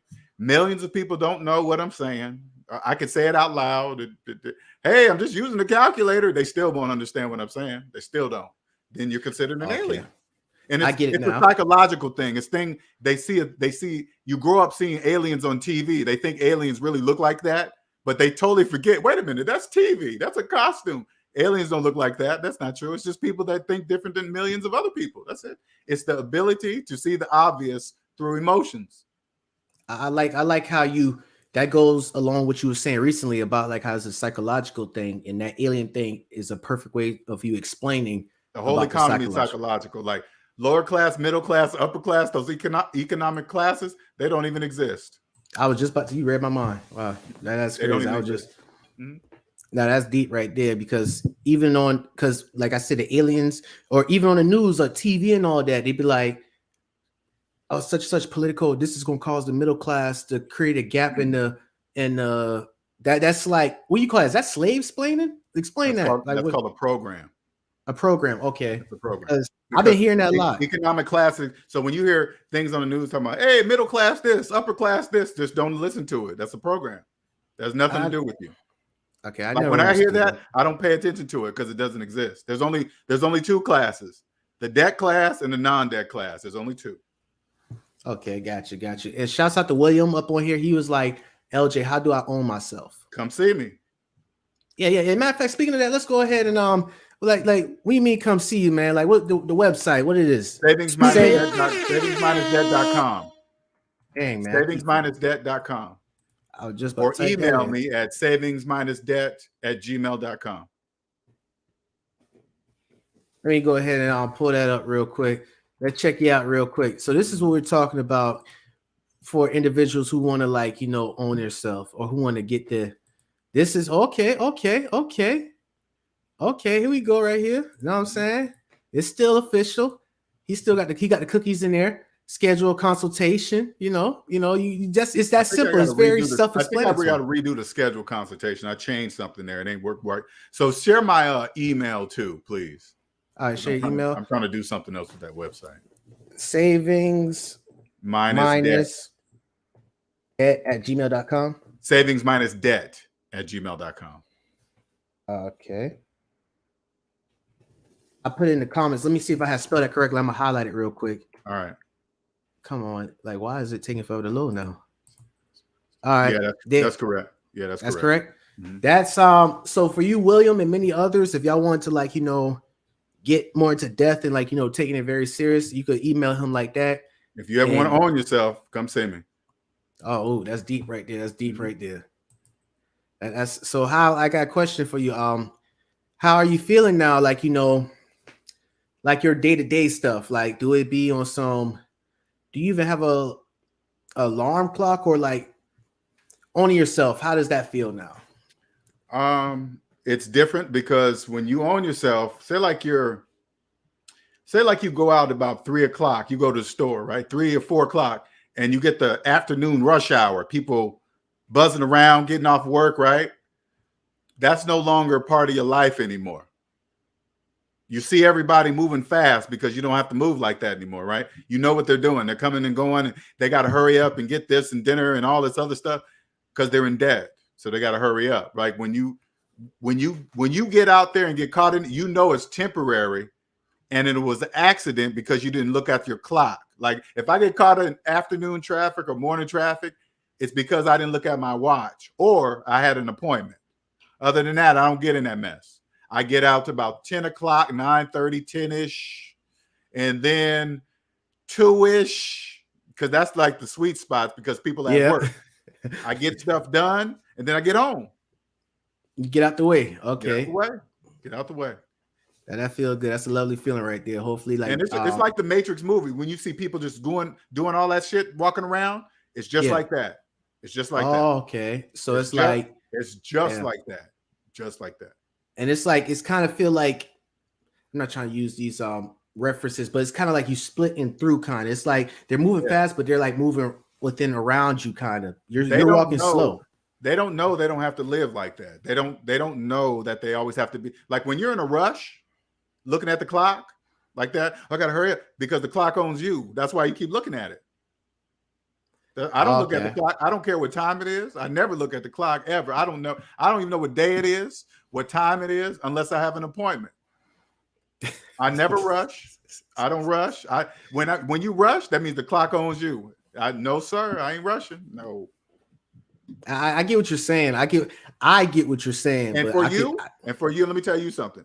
For you, when you are late to your own event, I need you to look in the mirror and look at yourself. When you do that. Okay. Don't get caught up in it's black people time. No, not this black person. No, this is on time, LJ. On time. I get it. You know what I'm saying? Another pro. That's a program within a program right there that you said. I hate it when I see black channels do that. Every time I follow a YouTuber, the majority of them are late. That should be pissing me off. I'm like, damn. It would how long, like 15, 20 minutes late? Damn, I'm like, on your own show, you are late to your own show. Come on, man. How can I can't take a person serious. You late to your own show. Hey, let me go ahead and get this. Unsubscribe. that was deep. Man. So yeah. So who YouTube channels you be rocking with? Like some that you like, I'm pretty sure you just be in your own, your own zone. I'm in my own thing, man. I don't really, there's not too many channels. There's a whole bunch of gossip channels. I don't watch no gossip channels. I don't care about what's going on. And it's rarely you find channels like mine. Rarely. That's actually doing good though. You know what I'm saying? Correct. Yeah, because I see you got a strong support of people. It don't matter. Like, I like how you explained, you said people get caught in the numbers thing. It's like, oh, you got 10,000 people like that, but you have a strong support. That's what you're trying to get. Correct. SMD is a family. Yeah. Okay. I'm not SMD. I'm LJ. I'm part of SMD. But when I speak, I represent the family. So I can't just come up here just saying stupid stuff. They're gonna check me. Once it's over, I'm gonna get some emails and some DMs if I mess up. Because it's not just me. I get it. It's not just you. And I got somebody, we said psych. He was like, question, does he believe in white supremacy? I don't talk about stuff like that. You don't talk about stuff like that? Okay, I get it. I see what you do, bro. I know. You know what I'm saying? And it just is very fun and it's educational for me to like see what you're talking about and still come up with these scenarios and switch in and out, because I'm still learning myself, You are. I still have to catch myself. You're getting there. Yeah. I see what you're doing. I watch your channel. I see you trying different stuff. Yes. And I strongly suggest that you find you be you. Don't try to, take a little bit of somebody, from their stuff and, but never forget you, because you are going to be the one that's going to differentiate yourself from everybody else doing what you do. Because people that talk about gossip, you guys got a lot of competition, a lot. It's like a lot. And you got to keep up with all that stuff. I'd be like, hell no, I ain't doing none of that. And if you got to build a team, some people got to build a team that employees, they got a business with it. They got employees that be quick with it. I'm talking about it's like, whoa. Damn. You got to think about it. Do you really want to do that for the next 20 years? Man, no. I ain't doing none of that. No, sir. No, sir. Nope. And worried about other people's lives? No, that's taken away from me. That's very bold, and that's good of you saying that, because in this era right here that we're in, it's all about how they wanted to see. The program is all about you investing your time in somebody like these reality shows on YouTube, these family YouTube channels and all that. It's all about that. It's pretty much you living through them. And it's called business. This is called business. Yeah. Like when you get out the debt matrix, you can't listen to commercials. You can barely watch TV. You can't do, because it's debt slaves don't know they're being sold something 24 hours a day on their phones. It's worse than TV, because they can just go through your phones now. And track your stuff. You know what you should do one day when you're out in public? Leave your phone in the car, okay? And just walk around and see how many people are doing this everywhere. Right, I just did that yesterday. I saw it. Go to lunch. They're on a date. They both be like this. Concerts. Everything. I see. I did it yesterday when I went to Publix, and I left my phone in the car. And that I never thought of it like that. I just looked at it like normal, like when people be on the buggies and they be like that, Yeah. And it's kind of, damn. Yeah, you're right. That is kind of serious about how you just, like, while walking and everything. Go out to dinner. You'll see it. Yeah, that. Oh yeah, dinner too. That's another thing. Like how you said, like when you're with somebody at a table and everything, and the phones, it's like it kind of reminds me of Black Mirror show. Mm-hmm. It kind of do. That's crazy right there, man. It's bananas. It's absolutely. You just look around. They sitting on dates, looking at their phones. It's like, damn. Part of the program. Radios too. Radios was doing it too. I mean, but like how LJ said, it's more intense because it's going to your phone. It track what you I've been like. to the radio. That was a long time ago. I mean, yeah, I can't. That is really programming right there. Seriously, the phone's the most powerful program ever because they go with you everywhere. Locations. You're automatically programmed to the sounds that come out of this device. If you hear a buzz, you go, "Is that your phone?" They always say, "Is that your phone?" It's a program. It's a program. This is what you should do when you go out to dinner with your friends, right? You bring your phone in, right? But turn yours off, okay? Power yours down. So you psychologically know that you power down your phone. So when you hear a buzz or you hear a ding, you will automatically know it's not your phone because you know you powered yours off. You won't respond like every other dead slave. You won't respond. You see what I'm saying? You won't, because you'll know it's not your phone. You powered it off. So you'll know, you'll just continue. You'll just say like, hey, I know it ain't mine because my phone's off. I like how you do that and I like how it's all about owning yourself, being debt free. Mm-hmm. But it's one word that you said that's powerful and it goes in alignment of what we're doing over here is the psychological part of it. Because everything is like majority things is psychological about what you see. It's all psychological. It's all psychological. Okay. Yeah, so you're correct. That's why I'm glad, like how you SMD, the family, and how you went there and how you just take that tour and you just had aligned it with it's such a coincidence how the Matrix background and we be using the reference off of that and how's this going on in today's world it's like all connected. It is. Yeah, that's real deep right there. It's psychological. Debt slaves don't know the economy is psychological. It doesn't matter it wouldn't matter where I went. I would just go over there and say, "What UK? Yeah, you guys are capitalists? Yeah, okay, that's all I need to know. Thank you." Dang, that's yeah. What paper do you guys use here? We use this paper. Okay, all right, cool. All right, thank you. You guys colors Canada. You guys money's different colors. All right, whatever. So another thing. I remember you spoke about this a while back, but I'm gonna get you. You know where I'm going at. The gas price. The gas price has been going up. LJ. They have. Just do it, yeah, man. They have. Tell me about it. I didn't notice. But go ahead. I didn't notice. Go ahead. What's happening with them now? What they doing? Gas price over here in Florida. It's like $3. Damn, what was it? Like $3.50 something cent. Is that bad? That's a good question right there. I'm at you saying the price. Is that high? You gonna try now? You gonna try to reveal myself? I'm not going. No, I'm saying is that expensive? I don't know. You okay? I'll be a representation for the unconscious debt slaves. Mm-hmm. It's bad because it was a time where gas was 25 cents a gallon. It's inflation. It's causing us to be in more debt. Gotcha. Mm-hmm. What do you have to say about that? Anybody telling me about gas price, you know what I'm gonna say? Are you making car payments? If they say yes, and I'll say that's why gas is high for you because you're making car payments. That's why it's expensive.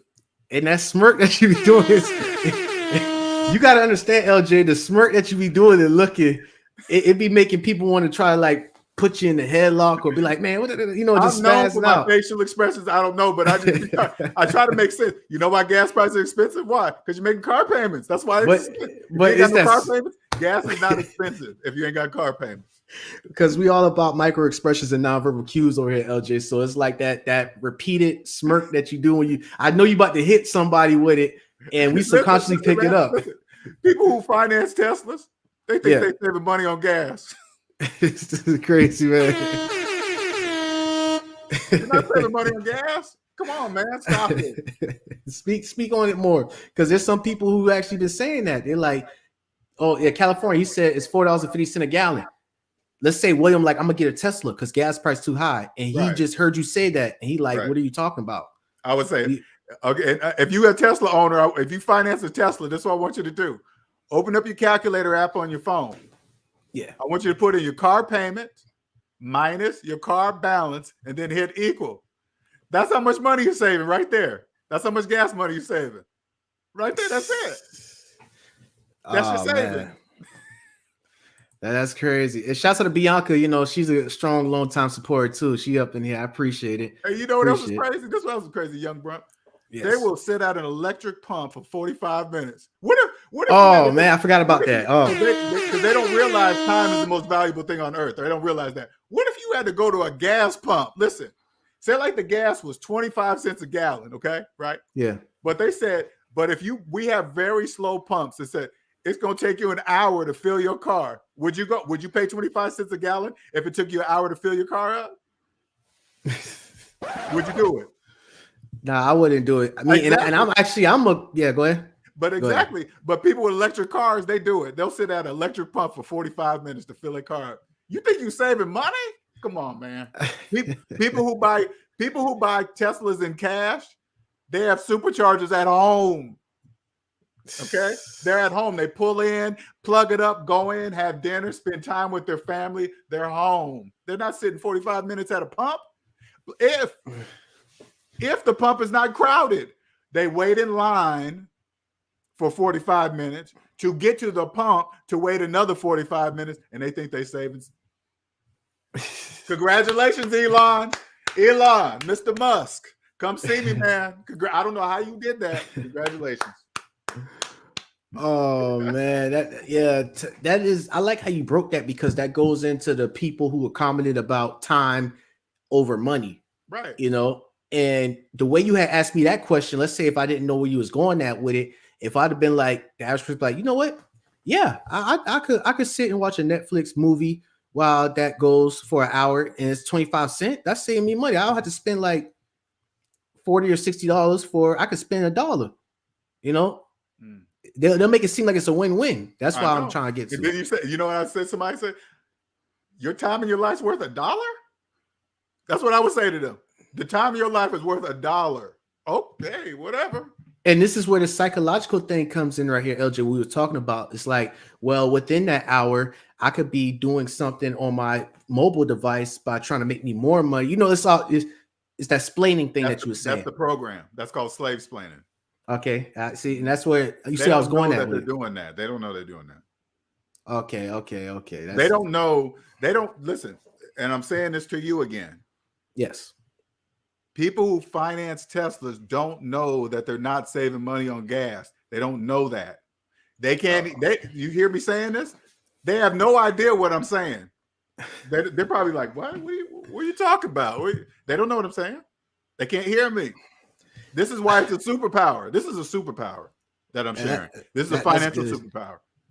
I'm glad you said like that because when a Tesla would be nice, you know, in the future, you know, like just to drive to see how it is. But I always thought about that too. And I was thinking about what has nothing to do with Tesla specifically. I'm just saying Tesla. Okay, let's just say electric car. Popular. All right. Okay, electric car. Ford ought to make them now.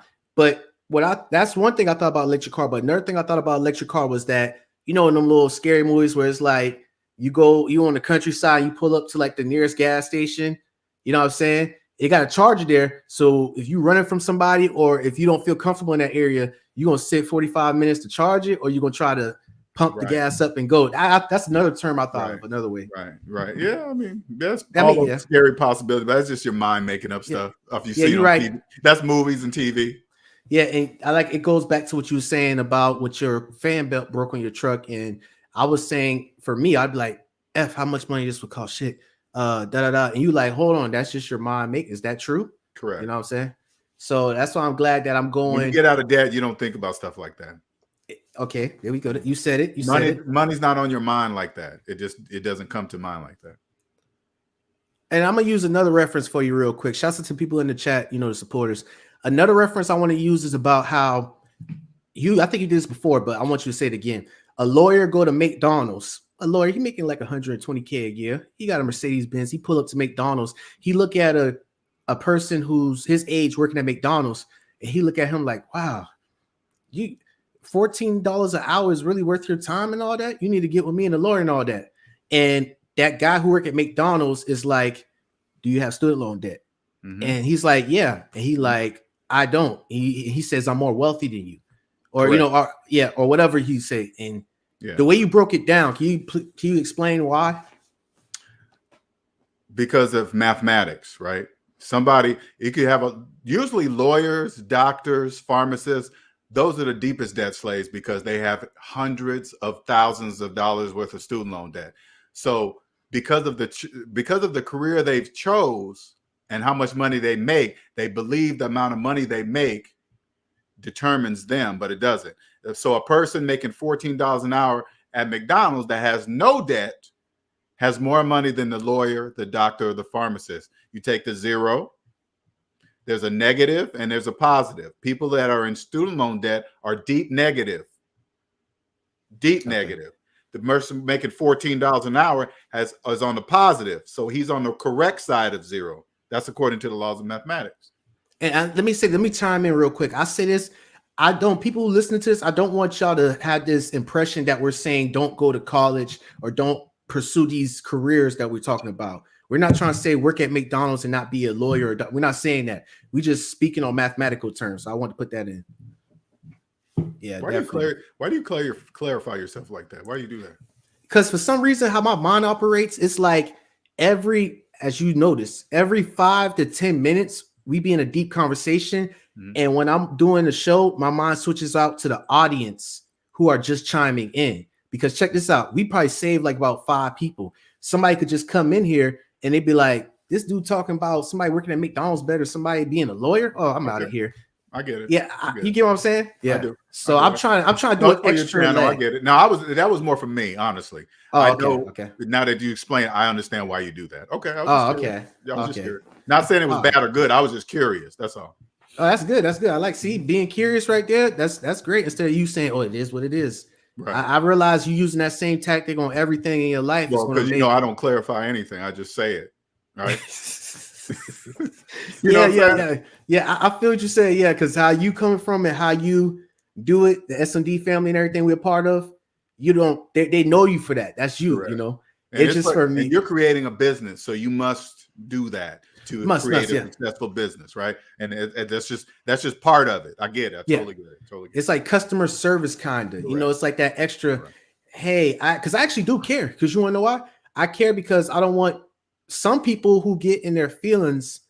You could actually save that one person. I've seen personally that just me doing that extra help will actually save somebody to get back on board. Well, you'll know you're on the right track, Young Grump, when somebody tells you that you've changed their life. I hear that all the time now. But the first time I heard it, it really set me back because I had never heard that before in my life. Hey, man, you changed my life. That nobody accidentally says that to people. Okay, that's not an accident. Nobody says, "Oh man, I didn't mean to say that." You know, that never happens like that. I accidentally said, "Hey man, I didn't mean to say that you saved my life." You know, that just doesn't happen. I was tripping last night. You know you're on the right track when you start hearing that. That's good. That's very good that you be having that, and that's like is that like your, how do I explain it? I don't know if my fire, purpose. My juice. That's your juice. Okay, that's how I know I'm on the right purpose. That's what I was wanting to say. People's lives, helping them own themselves. So yeah. Mm-hmm. Okay, that's good right there. I appreciate people in the chat checking it out. I had dropped the link like 2 or 3.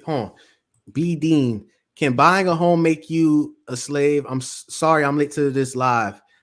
Can buying a home make you a debt slave? That's what she's trying to ask. So what she's saying is there's 2 definitions of buy. Buy means cash. Okay. There's only one way to buy a house. Buying means financing. So yes. She says buying, that means financing. That means, so yes, she's talking about a mortgage, because people think, they got to remember, people think you can buy a house with a mortgage, which you can't do that. You can't do that. Oh, buying. Okay. You just put me on something. That's a term. That's another thing. Because you be saying that you ask somebody a question or you just speak to somebody within 2 or 3 seconds and you automatically know their whole financial background without asking. Correct. And that's one thing. Okay. Mm-hmm. That's deep.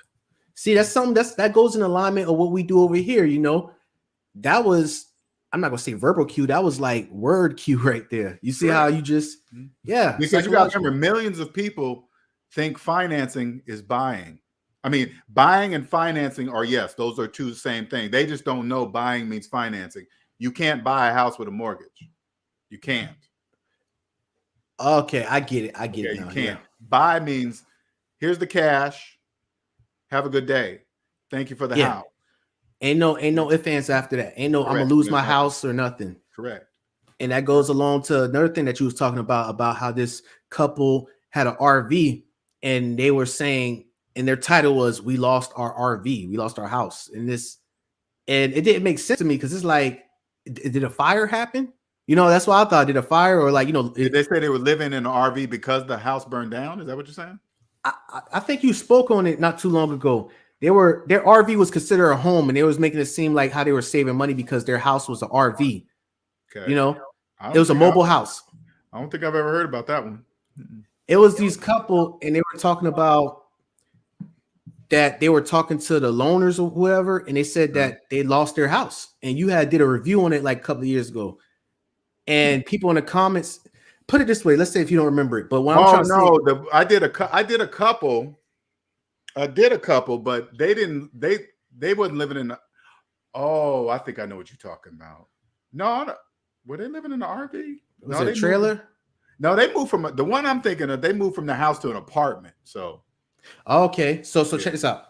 Let's just say, for instance, let's say a YouTube channel, YouTube family. They're like, yeah, we got our house. You know, we got our house, and then a year later, they like, we lost our house. And I'll be thinking like, did a house, you know, natural disaster happen? But they're like, the money, this and that. Can you explain that? Well, what they're saying is that they couldn't afford the payments on the mortgage anymore. They always say lost because people with mortgages think they own a house and they don't. Okay. That's why they always say things like that. They don't know that they're using the wrong. They don't know that they're using the wrong words. Okay, there we go. They believe that's why they'll say, because when you buy a house in cash, you can't lose it. You don't lose it to anybody because it's yours, right? You don't lose it, right? But if they say we lost our house because they financed the house, and since they wasn't paying the bank, if you have a mortgage, the bank owns the house until they get all their money. That's how it is. That's mind blowing. Loan owners, not homeowners. They're loan owners.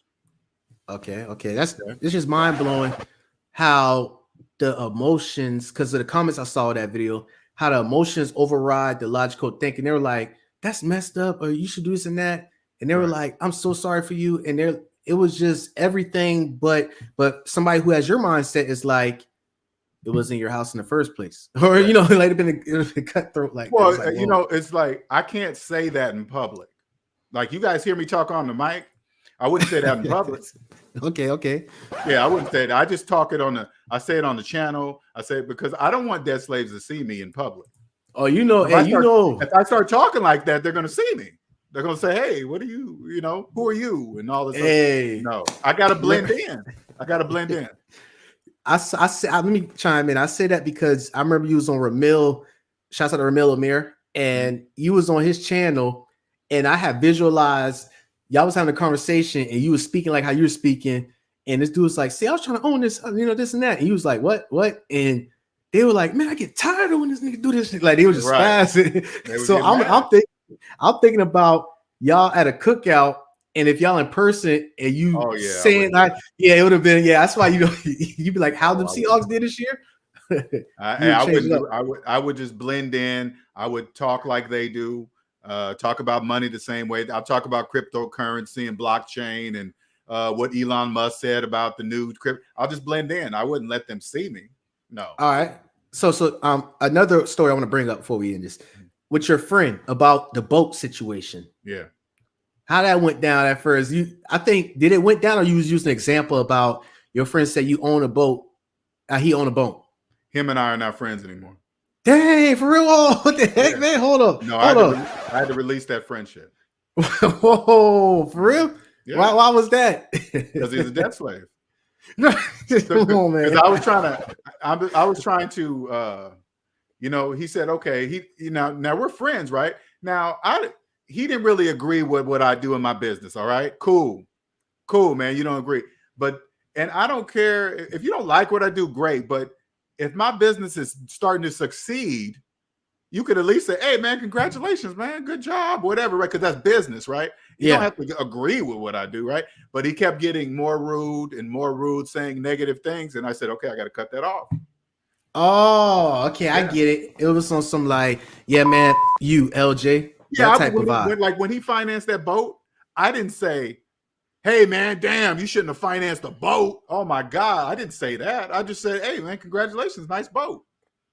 It's funny how, because the reason why I was laughing on the chat, because you said that he was a debt slave, and you was going hard on that one show about, the mathematical sense and everything, and you had told us that story, and I had asked you what was your response, and I thought you was gonna go ham on like how much student loans you got, but you put the mask on, and you was like, nice boat. So that's what's so funny about how you switch it and you just stay.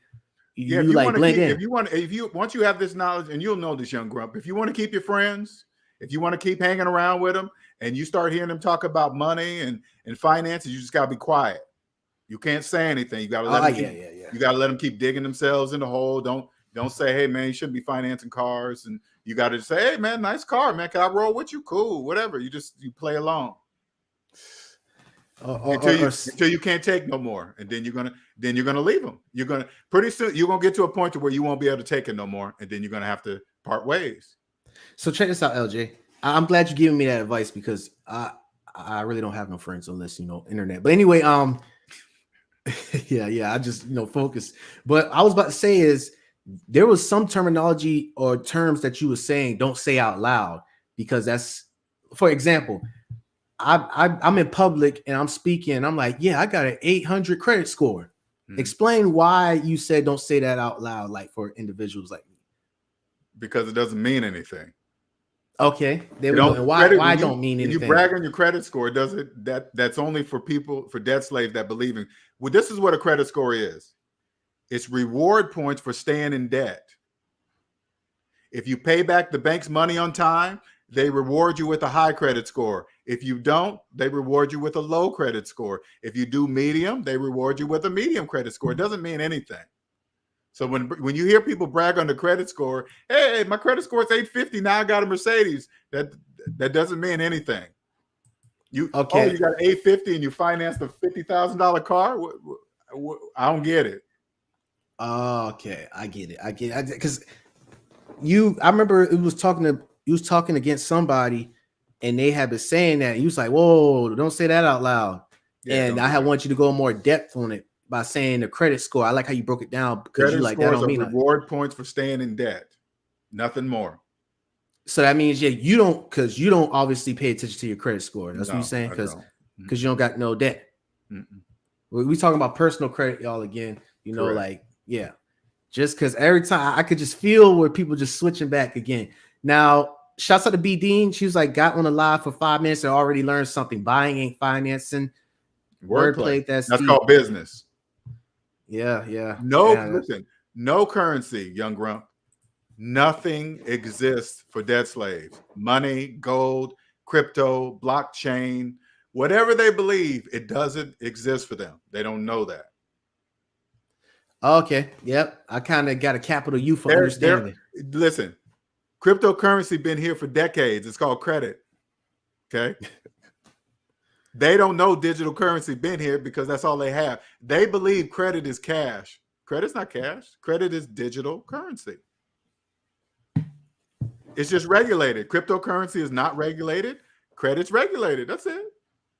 And then once you get out of debt, you'll know exactly how to play the cryptocurrency game. You'll know exactly how to do it. Okay.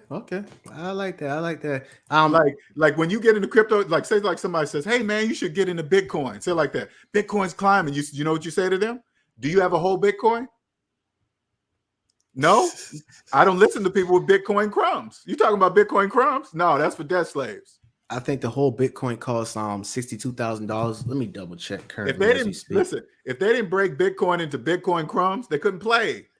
So they got to break it up in pieces, just like car payments, just like mortgage payments, just like credit card payments, just like phone payments. It's the same thing. Okay. That's called Bitcoin crumbs. It costs. And when you mean by full Bitcoin, he's talking about this price. Correct. It costs $64,724.40 in United States dollar to own a full Bitcoin. You know, you listen to somebody that turns to you and say, I got 2 whole coins, young grump. Yeah, 2 whole coins. Then it's like, okay. Then you go, you do. Okay, I'm all ears. I'm listening. What? Yeah, that's deep right there. They all wrapped up in, hey, the banks hate this. And No, it's already digital for debt slaves. The banks love it. They're going to be more, and this is just my opinion. They're going to be more than happy to get rid of paper money. Now they can keep track of everything. Try working under the table when everything's digital. Oh yeah, try working under the table. Bro, they said next year. I know you don't get into the politics, but they said next year that within $500 on these digital transferring bank devices, if you make more transactions more than $500, you have to put they're just trying to track down on it more, like how you said. So under these little side hustle summer jobs you talking about, that's going to come to an end. That's going to be extinct. That's what he's saying. So all you got to do is understand this. They see everything. Okay, just go in. They see everything.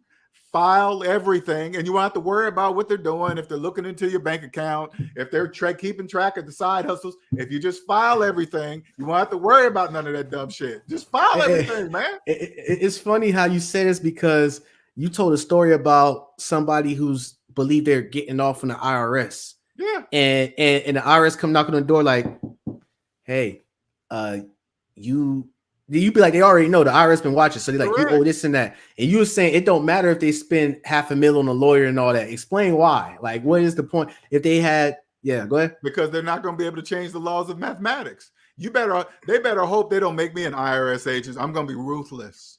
I'll be ruthless. You better hope they don't put Agent Young on, because you got to remember, debt slaves are defenseless because they don't know, they can't see negative numbers psychologically. So if I'm knocking on your door, I'm just there to see if you're gonna lie to me so I can fine you more. I already know there's a reason why I'm there, because everything you do doesn't make any mathematical sense. I'm gonna see if you're just gonna lie to me. Oh, you gonna lie? Oh, I get it now. But check this out. That's crazy. They better hope they don't make me an agent. I'm gonna be ruthless. Ruthless. But LJ, I got a question. It's like, what do you mean by them being defenseless? It's like, so what's the point? Like, you just pretty much giving them more money. It's like when you get these high-paying lawyers and all that. Like, is that part of the program, the system right there? That's called business. Somebody. Yeah, that's called. The lawyer ain't gonna be able to do nothing for you. Get you less time in jail, something, I don't know, but whatever you want to think, a lawyer can't change the laws of mathematics. Remember that. I don't care how big of a lawyer, he or she cannot change the laws of mathematics. Nobody can. All right, so another question real quick. I know you've been speaking on this a while back, and your predictions was right there. The PPP loans. Yes. Prison protection program. Yeah, what about prison protection program? Hey, explain to people when they was doing the PPP loans.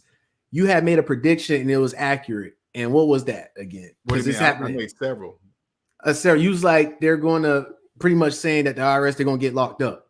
Oh yeah, you were saying that. No, they're going to be owned. They can't lock up everybody that's doing PPP fraud. Okay. But the people that do it will be owned. That's why they made it so easy to get hundreds of thousands of dollars. You didn't even know nothing. You could just lie and get hundreds of thousands of dollars. You know why? Because when they catch you, they now own you. And explain to even me, the supporters, of what you mean by own you again. Because that's a federal offense. That's a federal offense. So say like you stole $100,000. Yeah. As soon as, and this happens before you even get the money, as soon as you sign it and press send, it's a felony. You ain't got the money yet. It's an instant felony right there, because you lied on the app. That's a felony. That's a federal offense. As soon as you get the money, because it's more money. People that do that, it's more money that they've ever seen in their lives, so they're going to steal it. That's a trap, right? Whatever, it doesn't matter. They take the 100, then they let them spend it all, because they'll know they'll never be able to pay it back. Ever, right? Now it'll be, when they catch you, you're either going to go to prison, you're going to have to pay back all that money plus all the penalties and fines for stealing it in the first place. So they get back more than what they stole. In other words, they own them for life, because they'll never be able to pay back that much money. So now they own you. So let me go ahead and chime in more on this. Let's say somebody lied and they committed a felony for $100,000. And they go bananas because they never seen that amount of money, and they'll let them dumb out and they'll own them. And what's crazy about it, they won't own them because of the $100,000. You said recently it costs 14 cents to make $100 blue bill. I did the math on that. So really, they owning them for $14,000. But it's the psychological illusion of the $100,000. Correct. That's a trick. I mean, when you are what's called aware, the ability to see the obvious, right? Yeah. It says right there, hey, if you steal this money, you can go to prison. Yeah. It says right there in the paperwork, hey, if you lie, you can go to prison. If you just bypass that, I'm not going to prison for paper. I'm not doing that. So I'm not going to do it. But not only do they do it, they get on social media and brag about it. You know what that really says? And excuse my French, that when you do that, it says, fuck you, IRS. I stole the money. You can't do nothing about it. Oh, really? Hey, Bob, yeah. This guy thinks we're playing. Can you look him up? Yeah, tomorrow? Yeah, let's go to his house tomorrow. Yeah, we saw your social media and you said basically fuck us. We own you now. Do you want to go to prison or you want to pay us this money plus everything else we add on there? We want to work for you. I thought that. All right, don't do that again. We own you. Hey man, hold on. Let me go ahead and I'm gonna show a perfect example of somebody who had did exactly what you said. And because he was saying at first, he was like, everybody who else I talked to, they do it, but they wasn't targeting them, they targeting me. And I'm gonna explain to y'all why they was targeting him. I'm gonna show y'all a picture of him. This individual right here. Have you know about this guy right here? Yeah. Omni and the Hellcat. Right. And what you was talking about, the flaunting and the flashing of it. Yes. And pretty much he ain't really said it, but it's pretty much like a middle finger to the IRS. Is this the same? Yeah. So this, and because he on national TV on the news, he was like, I got some other people, other friends who are doing that. You know, they're white, but they targeted me because how I look. What do you guys say about that? Whatever. You can make it whatever you want to. You can make it whatever you wants to be. Don't worry about anybody else. You worry about yourself. Yeah, so it's just fun. They got time to get everybody. They're not in a rush. Once you press enter and PPP fraud, that's it. It's done. It's a done deal. Money doesn't even matter. It's done. Even if you didn't get the money, it's done. That's it. I get that. And you get on social media, just say, oh, okay, well, we're gonna have to do you. We're gonna have to spank you in public. In public, okay, I get it. That's what I was trying to yeah, we're gonna have to spank you in public because we don't want people like you thinking they're gonna do the same thing as you. So we're gonna make an example of you so those people don't think the same thing as you. That's what's gonna happen. Oh, okay, I get it now. Oh yeah, they're gonna make an example of him for the people that follow him because of his cars and houses. So they won't think they can do the same thing as him. Hey, this is what's going to happen to you if you copy him. This is what's going to happen to you. He did that. His is federal. It was not even with money. It was like pretty much to sum it all up. It was pretty much, these TV channels back in the day, HBO and all that. Yeah. Okay. Yeah. It was a time where they was doing that Fire Stick jailbreak thing. Yes. Yeah. Yeah. So that stuff still goes on today. Yeah. It still goes on today. You can't make a business out of illegal activities. You can't do that. Yeah.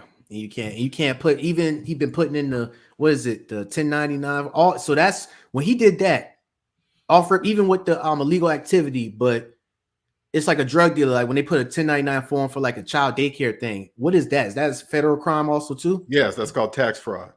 Oh, tax fraud. Okay, that's what. Yeah. So when you do illicit activities, you can't claim that money. Listen, they have you. If you do something illegal, you can't claim the money on taxes. You can't claim illegal money on taxes. And by not, what's so crazy, it's like a double-edged sword. By not claiming it, that's called tax fraud. Tax fraud or you can't claim illegal money. Yeah. But since you didn't, that's called tax fraud. So it's a double-edged sword. How you just saying that? Sure is. Dang. Damn if you do, damn if you don't. No, don't do it. Don't do it. That's disrespecting the system when you don't pay your taxes properly. That's called disrespect. You disrespecting the people that designed it. If you this is what I'm trying to do. I'm trying to create legacy. Okay. Yes, sir. Legacy, right? and I'm trying to be like the people that designed the system. How am I going to be like them if I disrespect what they designed? That doesn't even make any sense. That's just like you playing football and say, I don't care about no face mask and hog collar. I'm going to just do what I want to do. How long you think you'll be in the football game? Not that long. Same thing. The IRS agents are referees to catch people not following the rule. Hey, man, that's face mask. Don't do that. You're going to keep doing it? Okay, you're out the game. And if you showboat, oh yeah, now we're going to have to do a public spanking. I get it now. Oh, you think we're punks. Oh, okay. All right. Oh.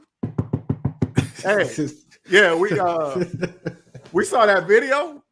You said fuck us. And you said I bought all these cars and didn't claim nothing. No, you're coming with us. Okay. We can't have that. We cannot have that. No, it is messed up. It's messed up because I remember Omni and the Hellcat. He did an interview and he was talking about that. Talking about, yeah, I got 20 cars in my, like he had 20 cars all the way from the street to his house.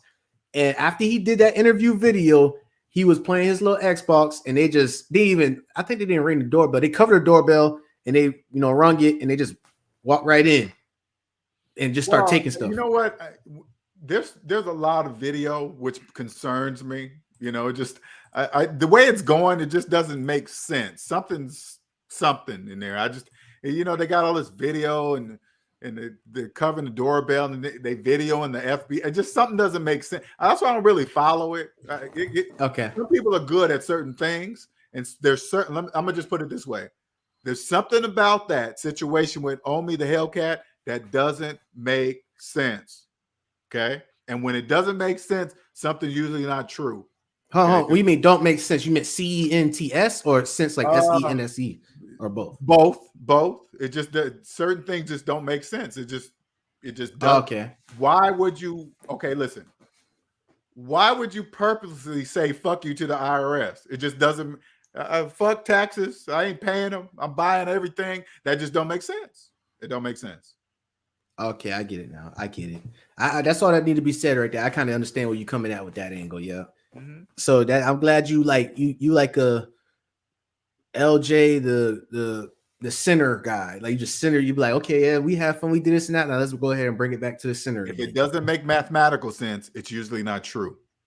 Okay. If it doesn't make mathematical sense, it cannot be financially true. It cannot make financial sense. It can't. And if it doesn't make financial sense, it's not true. All you have to do, anybody that's talking money, all you got to do is say, hey man, can you post your personal credit report? LJ on the S&D channel on YouTube, yeah, he showed everybody his personal credit report. Can you do the same? I guarantee you won't find another person that does it. Dang. They don't want you to stand on that. They don't want you to stand on that. Huh? I say you're gonna stand on that now. So what you said is like that's a fact. That's a fact. That's a fact. Yes. Okay. That's kind of a bold statement. I believe because you're the only person I've seen who logged in and showed in real time. Correct. So correct. No editing, no video cuts, or none of that. And you just try to find another person on YouTube that does the same. Especially talking about money. Go and I dare you even ask them the question. Go to these famous financial people that you follow and say, hey man, can you log into your Credit Karma live for us to see, please? See how they respond to you. And why is it such a privacy thing though? Kind of like part of the program for like the people who are appearing to be, the illusion. Why is they for example, let's say Bandman Kevo, why would he hesitate on doing that? Because you would see who he is. That's called business. Okay, I get it. You would see through all what he's showing you. Now, listen, what he's doing is legal business, legal. Okay. Yeah. But it doesn't make any mathematical sense. It's business. Nothing what he's saying is true. I get it now because don't pay your student loan debt. You can invest while having student loan. You can't invest while having student loans. That's not true. I understand, but with the what do you call them shits, the trade accounts and all that, it's like it's a system set up where Well, you get a trade account and you boost your credit and you can get a $50,000 loan. All that just didn't make mathematical sense. You who does that? You want me to tell you who does that? Who? People who are deep in debt but have a high credit score. They have no money, right? And then they marry that person with a person that's deep in debt with a low credit score. Because there is no way in a million years that I would put somebody with bad credit anywhere near my name, let alone my credit report. Okay, that would never happen. So explain, LJ, because I'm trying. You teach me something. Okay. Let's say I was deep in debt. Yeah. And you had no credit. No, you had no debt. So you no debt. You don't care about credit score, but really you got a high credit score. And I'd be like, hey, LJ, let me piggyback off your credit. Will my debt appear on your credit? I wouldn't know because I would never do nothing like that. Okay, I get you. You never just off a rip. You just won't do that. It's just only people in debt do that. Somebody deep in debt with a high credit score is married with a person that's deep in debt with a low credit score, and then they marry them together. And then the person in the middle, like Bandman Kevo, gets paid because he'll get a service fee for trying to do something, trade something, some stupid nonsense, right? He'll get a piece of the money from marrying it with the person, and he'll pay them a little bit of money, and then he gets paid from the person that wants to increase their credit score. He gets paid and pays the person that's got a high credit score. That's all. It's like business at the end of the day. Pretty much. It's totally business. Nothing personal. Just business. I get it now. I'm glad you clarified that up because I had always wanted. I was thinking about not thinking about doing that, but I was thinking about why he was saying that, and I see it now. At the end of the day, it's business, so I kind of get the concept of it. Right. Yeah, and somebody in the comments about Omni working for the feds. You be saying that. You know when people say stuff like that, it's just a little funny roast. It's like a funny roast, like But shouts out to Mo Facts for being up so here. funny. You know, so crazy. That's what he wants you to. He wants you to keep talking about him. Mm-hmm. That's the purpose of people like that. They want you to keep talking about him. I mean, and people do. Yeah, you're right. People do. Because that bring in more money and bring in because he get paid big time off of YouTube. Yeah. Yeah. For what? Doing what? Hey, we in the time now where people live their lives through other people now, LJ. It's temporary. That's just temporary. Don't do that, young grump. That's just temporary. No. I'm not doing that. It's you're right, because people lose themselves. I'm starting to see people do these pranks and they putting their relationship on YouTube Live on YouTube, and it's like, bruh, you have a false self. It's like Hannah Montana. Like you don't know who you is. Everything you do has to be a camera there. And people, even if you got real emotions going on, people gonna look at that as part of the reality show. Like, the Young and Reckless or some shit. Like, you won't see those people in 5 years. I mean, you're right. You won't example. For example, I think it was not the Ace family. It was this family.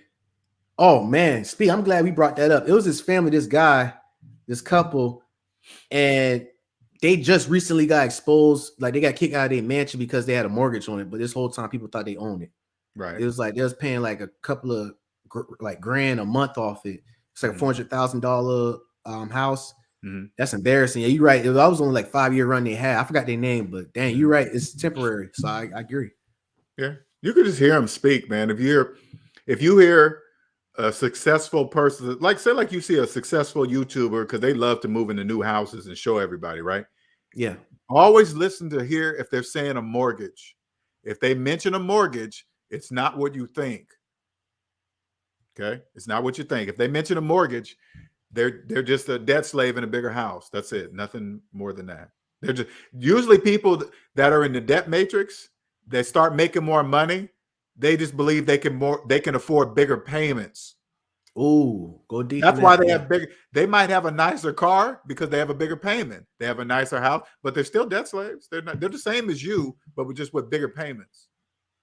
Yeah, that's true. That is true. You're right. I like how you saying where I think a while ago you was using an example as like a surgeon or something.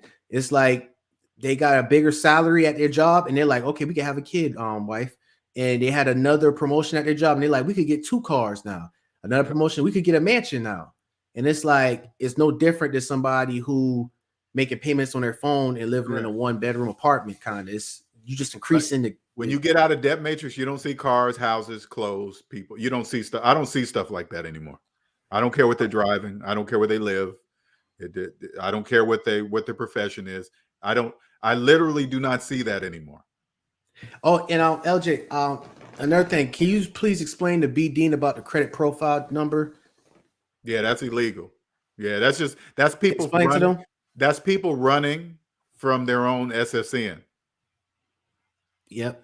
Okay, that's the only reason why they even look at that is because they're running from their whatever they did on their social security number. They think they can run away from it. You can't run away from that. That's why they give you that number when you're born. You can't run away from it. That's yours. That's yours until you're dead. Oof, that was deep right there. That's your participation number in the United States of America economy. You can't mess with it. You'll never hear anybody hacking the social security number database. You'll never hear anybody hacking the credit card database. Money, not the usernames and passwords. I'm talking about the money and the records, the credit bureau systems like TransUnion. You'll never hear anybody hacking there, switching numbers and changing. That will never happen. Because if somebody did get caught doing that, they're owned. You'll never hear about it. Go ahead and repeat that again, because we be hearing about these little breaches and stuff, but you talk about breach into the system, changing the information. Correct. When you hear the breaches, they're always breaching username and passwords and social security numbers, right? They never breach the records that house the money, like who owes what. Nobody ever breaches that. Have you noticed that? Nobody ever breaches that. Nobody ever breaches the stock market, like the. No, because we never hear of it. And say like this, I'm not even saying it's not breachable. I'm just saying if somebody did, you'll never know about it because they'll say, "Hey, go to prison for life or work for us. Which one you want? Prison for life or work for us?" And you better not tell nobody, else you're going to prison for life. So what you gonna do? Work for them. Hey, listen, what he's saying is might go over some people's heads. This is real. This is really deep right here. This is where you can't win. Where it's like, hey, if you go that route, you can't win, especially don't do it. Just don't do it. Don't do it. You ain't gonna make no news or nothing. They don't even want that. Even if he's not saying it's not breachable. He's just saying that if somebody happens to do that, they can make you disappear or they're gonna own you. I'm saying like this. You'll never know it. You never know it. Yeah, let's go. I'm not gonna say they're gonna disappear or anything. I'm just saying I'm not gonna say they're gonna kill him or anything. I'm just saying, no. We're not saying that. No, they're gonna work for the federal government until they're dead. That's all. Yeah, pretty much. Yeah, that's it. Your new name is Jack Thomas, and that's that. Now get your ass to work. This is where you're gonna work. This is where you're gonna live. You're not gonna tell anybody shit. Okay. We go. Yeah, we good, LJ. The LJ, hey, y'all LJ one on that side right there for people like, what the hell? Yeah. Hey, man. The Matrix now is really like the Matrix. It is the Matrix. So about the new Matrix movie coming out. I'm excited to see it. Okay. Yeah, I think was it December or November? December. Okay. Mm-hmm. Yeah, I gotta check that out. Shouts out to the lady for originally creating the Matrix. You know, I know some of those people want to chime and be like, oh yeah, she did with the Terminator. Shouts out to her. I forgot her name. I apologize, but very good story novelty that she created. That movie's real. That movie's real. You know, like when homeboy look at that steak he's looking at the steak. Cypher. He's like, imagine that's a house. They like, I really want to believe I own this house. I live in it and I turn on the heat. I drive in it and I sleep in it, but it's not theirs. It's not their house. He said it was not real. He was eating it with Agent Smith. He's like, I know this is just correct. But just take off the steak, put on a house. Take off the house, put on a car. Take off the car, put on an iPhone. Whatever you want to put on the fork, it's totally up to you. And Agent Smith said, whatever you want. Whatever you want. Hey, whatever you want it to be, hey, it'll be. Damn, can you explain how deep that was right there? What you saying, like with Agent Smith, like when I'm Cypher, you Agent Smith, and I got the house or I got the car. He like whatever you want, Grump, and I'm like, I want this and want that. Yeah. Tell the deep meaning behind that. Why? Like it's psychological. They don't know that they don't own it. It doesn't matter. You want to pretend. You want to pretend everybody around you believe you're a homeowner. You can believe whatever you want to believe. If it's not mathematically true, it's psychological. Okay. It's psychological. Yeah, that's good, man. Well, LJ, I ain't gonna try to hold you up longer. I appreciate the 2 hours. Damn, nobody came up. Look at that, young Grump. Look at that. Nobody. Nobody came up. Yeah, I dropped the link. I get that all the time. All the time. You used to not, before you used to not get this. When you had came in, especially in the, what was it, the Black Manosphere space over there, people was popping in on you. But after a while, it just been decreasing, and it's like none. Yeah. Why is that? They come to a gunfight with no bullets. And then they tell me, hey, I got a gun with no bullets. They don't know they're telling me that. But I realized one thing that was kind of like, was like a wild card that they pull on you is that the business and personal credit, like they'll try to hit you with a like, hey, LG, you talk about leasing this and that. I just had leased a damn SRT and I had sold it within down 6 months and I didn't use the money. I used the bank money and I made a $10,000 profit off it. And you see what I'm saying? They're trying to mix that personal, you speaking personal, but they intertwine the personal with business credit. And other people are like, whoa, that is true, LJ. What are you talking about? And then you have to, that's the only defense mechanism I be seeing that they use a lot. Yeah, they don't know they do that. So as soon as they start mixing personal and business, I just stop listening. I just stop listening when they do, because they're telling the story, right? And they don't know that they're telling the story. They don't know that they're doing that, right? You can't say, hey, you didn't have the money to buy it. So what do you, how you gonna make a profit off of something that you didn't have the money to buy? People will have no, listen, this is what they'll do. And I got to walk through their steps. They don't have the money to buy the house. They don't have any money to buy the house. They get a mortgage and then they believe they own the equity in the house that they didn't have the money to buy immediately. They just think, oh, I got equity. No, you don't. You don't got no equity. Oh, I went online and online it said this house is worth this. Well, yeah, that's true for the bank, not you. That's for the bank. Then they go, what do you mean? I say, well, open up the calculator, put in your mortgage payment minus your mortgage balance and hit equal. That's how much the house is worth to you. That's your value of the house. Not what Google says. What Google says is for the bank. That's the bank's value. For you, it was what the calculator says. I'll finish this off with this, LJ. This deep, serious question right here. I'll finish it off with. Or this scenario. Let's say that somebody was a loan owner. Yeah. And I know you like people believe 50 years to pay off a loan. I get it. A house mortgage. Somebody been a loan owner for a house for 40 years. And they eventually, yeah, they paid it off twice. But they eventually paid it off. What? And they got you said paid it off twice? How can you pay something off twice? Well, I'm just using that as a little because the credit, all the refinancing and stuff. Yeah, okay. Yeah. So they paid it off and they got the damn, they got it. It's their house. And they're finally they're not in debt no more. They don't got a mortgage no more. What you guys say for individuals like that when they come and they be like, yeah, I was a loan owner, but I paid off the house. And how do I explain this? I know what you're saying. I know exactly what you're saying. This is what I would say. I would say, hey, add up every single payment you made on that house in 40 years. Add up every single, because the bank has the records of every single payment. If they don't have it, they can go to the bank to get it. Say, add up every single payment that you made in 40 years. That's how much you bought the house for. Congratulations. So instead of it being $200,000, they got whatever 40 years of payments add up to, that was their sale price.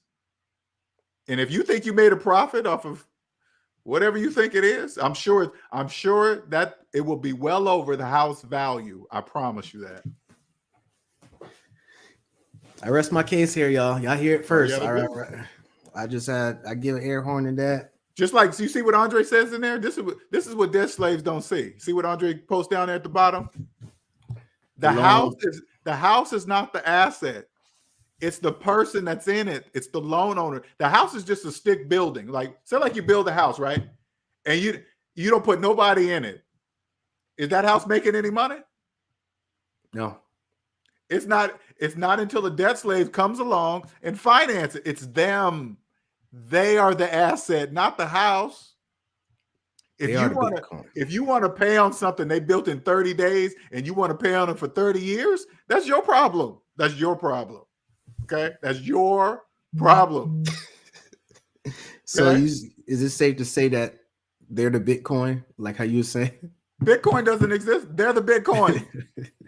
Debt slaves are the Bitcoins. They don't know they are you guys are the Bitcoins. That's why they make Bitcoin crumbs. They couldn't play. Hey, check this out. Listen, Young Grump, look at it this way, logically. Yeah. If they said nobody can invest in Bitcoin unless you can buy a whole Bitcoin, how many people think you think can afford a $64,000 a Bitcoin that don't even fucking exist? Don't even exist. Man, the banks are brilliant. Every time I think about it, it just pisses me off. The banks are just brilliant. Anyway, $64,000 coin that don't even exist. How many people you know that can afford one of those? None. Exactly. That I personally know, none. Exactly. That's why it couldn't exist without debt slaves. They are the Bitcoins. So whatever they make up, the new Bitcoin, the new cryptocurrency, that whatever. If it's that easy, why don't you go try to copy one of them green dollar bills and see what happens? Go try to copy one of those green dollar bills. Go try to copy and see what happens. Go try to make your own 100. See what's gonna happen. They're gonna spank that ass. What you doing? Well, what? Oh no. You can. It's gonna be like this. Wait a minute. Oh, you didn't know the rules? Oh, let me explain them to you. You can make many different kind of cryptocurrencies as you want. Cryptocurrency you want. But don't try to copy this green bill, okay? We will spank you for that. That's why. You will get a spanking. Yes. Yeah, that was a perfect way of you explaining it right there. Like that was you got like Usher and Akon coin, you got the Usher bucks, Correct. They're doing that, but they know not to copy that damn green bill. Hey, they're like this. Hey man, you guys can do whatever you want with that, but you don't touch this. Okay, you got to understand. You don't touch this. All right. That's facts. We'll spank that ass. We'll spank it. Yeah, don't do that. Sure will. Bro, I'm just glad that you be breaking it down like that. I'm glad that how you it's like satire it's hysterical, but it's true. It's like the cold truth, the cold-hearted truth. I'm here now. When I'm outside the debt matrix, let me tell you something like this, Young Grump. I understand the rules. Okay, it's crystal. These are rules that people in debt can't see. I understand the rules. Don't copy the paper money. Got it. Pay all your taxes properly. Got it. Understand the rules. Got it. That's it. And then you'll see everything, because this is why the penalty for tax evasion is so severe. You want to know why? Why? Because you don't have to. You don't have to cheat. Okay. If you're cheating, you got to stop and say, why am I cheating? Because you don't know the rules. Again, that's why I always go back to the sports analogies. If you get on the football field and you start cheating, why are you cheating? Why you're gonna get kicked out? And I heard on penalties for the IRS. So like if people who try to do the monthly payments on the IRS, I heard they get spanked for real. I heard, like, let's say they owe the IRS like $15,000 and they decide to do the monthly payment with it. Right. They could just make it up. They could just pull it. They could be like, you know what, John, today we're going to add on $200 after this miss. They could just do that. Yeah. You know why? Because you disrespected the system. That's why. That's what happens when you disrespect. Oh, you thought because you were small, you don't have to pay? Yeah, everybody has to pay. Yes. Of course you don't have it. Of course we're going to make more than $15,000 off of you because you disrespected the system. And this is how disrespect it. You're right. And this is how celebrities or people who appear to be wealthy, this is how they accounts get garnished, or they stuff be on freeze. You know what I'm saying? Like they don't play. Like they really don't play. Mostly when I hear about that kind of stuff, that's just stars they're hiring the wrong people. All the stuff, okay. if you get in the business, when your business grows, this is how you hire the proper tax person. Let me see your personal credit report first. Any tax professional, you know what the requirement is? Let me see your personal credit report first. I need an accountant. Yeah, let me see your personal credit report first. I'm going to see if your own books are balanced first. If they're not balanced, I'm not hiring you. Why would I hire you? You haven't balanced your own books.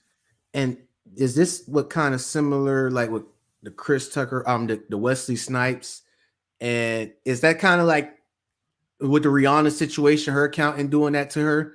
They just hired they hired the wrong people, because those are people that they're after their goal and dreams. Obviously, they're big stars, so they follow through with their dreams, but they don't know how to hire the right people. If I get a hold of a star or up and coming rookie basketball, football player, if they come see me first, nobody will be able to fuck with them in finances.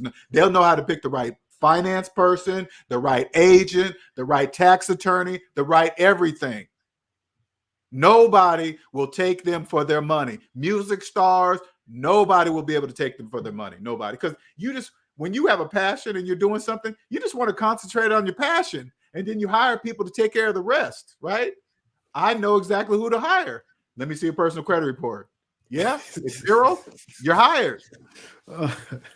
And why is it? Explain to people, even me. Explain why is that important to see their personal credit report and there's nothing there, and explain why are they hired off of just seeing their personal credit report? Because there's only a few credit reports out there are blank, like mine. Mine is blank. The only people that have blank credit reports are 18-year-olds.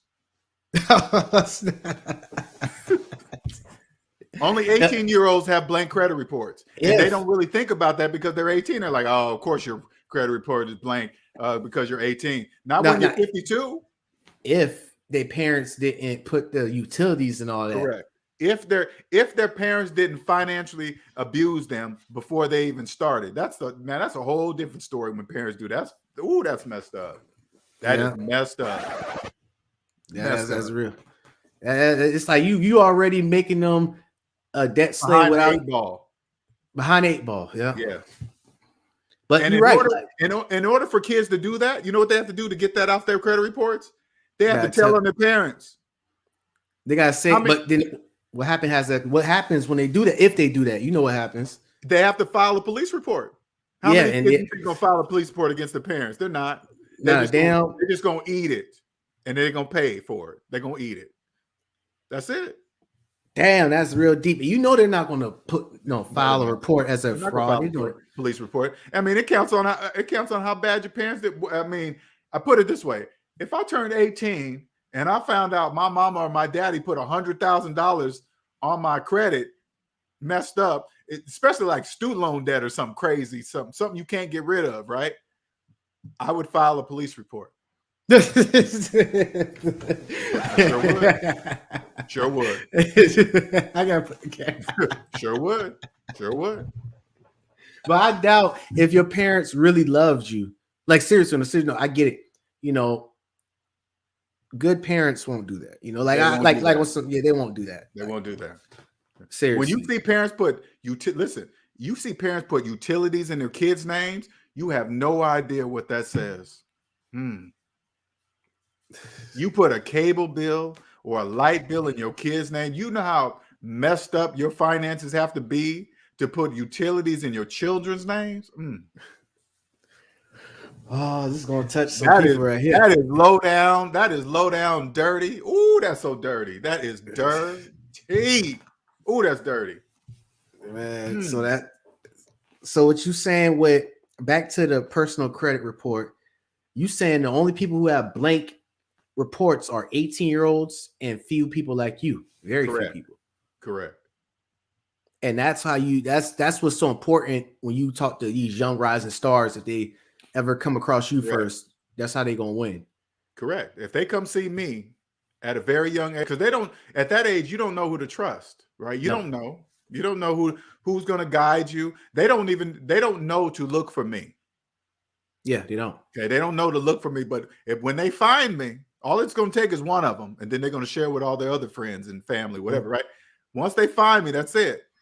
They will be able to navigate through all the bullshitters, and I don't care what industry it is, music industry, country music, rap, it doesn't matter. Once they find me, that's it. It's game over. Especially professional athletes, young professional athletes. Oh yeah, that's game over once they find me. That's game over. It's like it kind of remind me of Ocho Cinco, Chad Johnson. That's the name. I think it's Ocho Cinco now. Is it? Yes.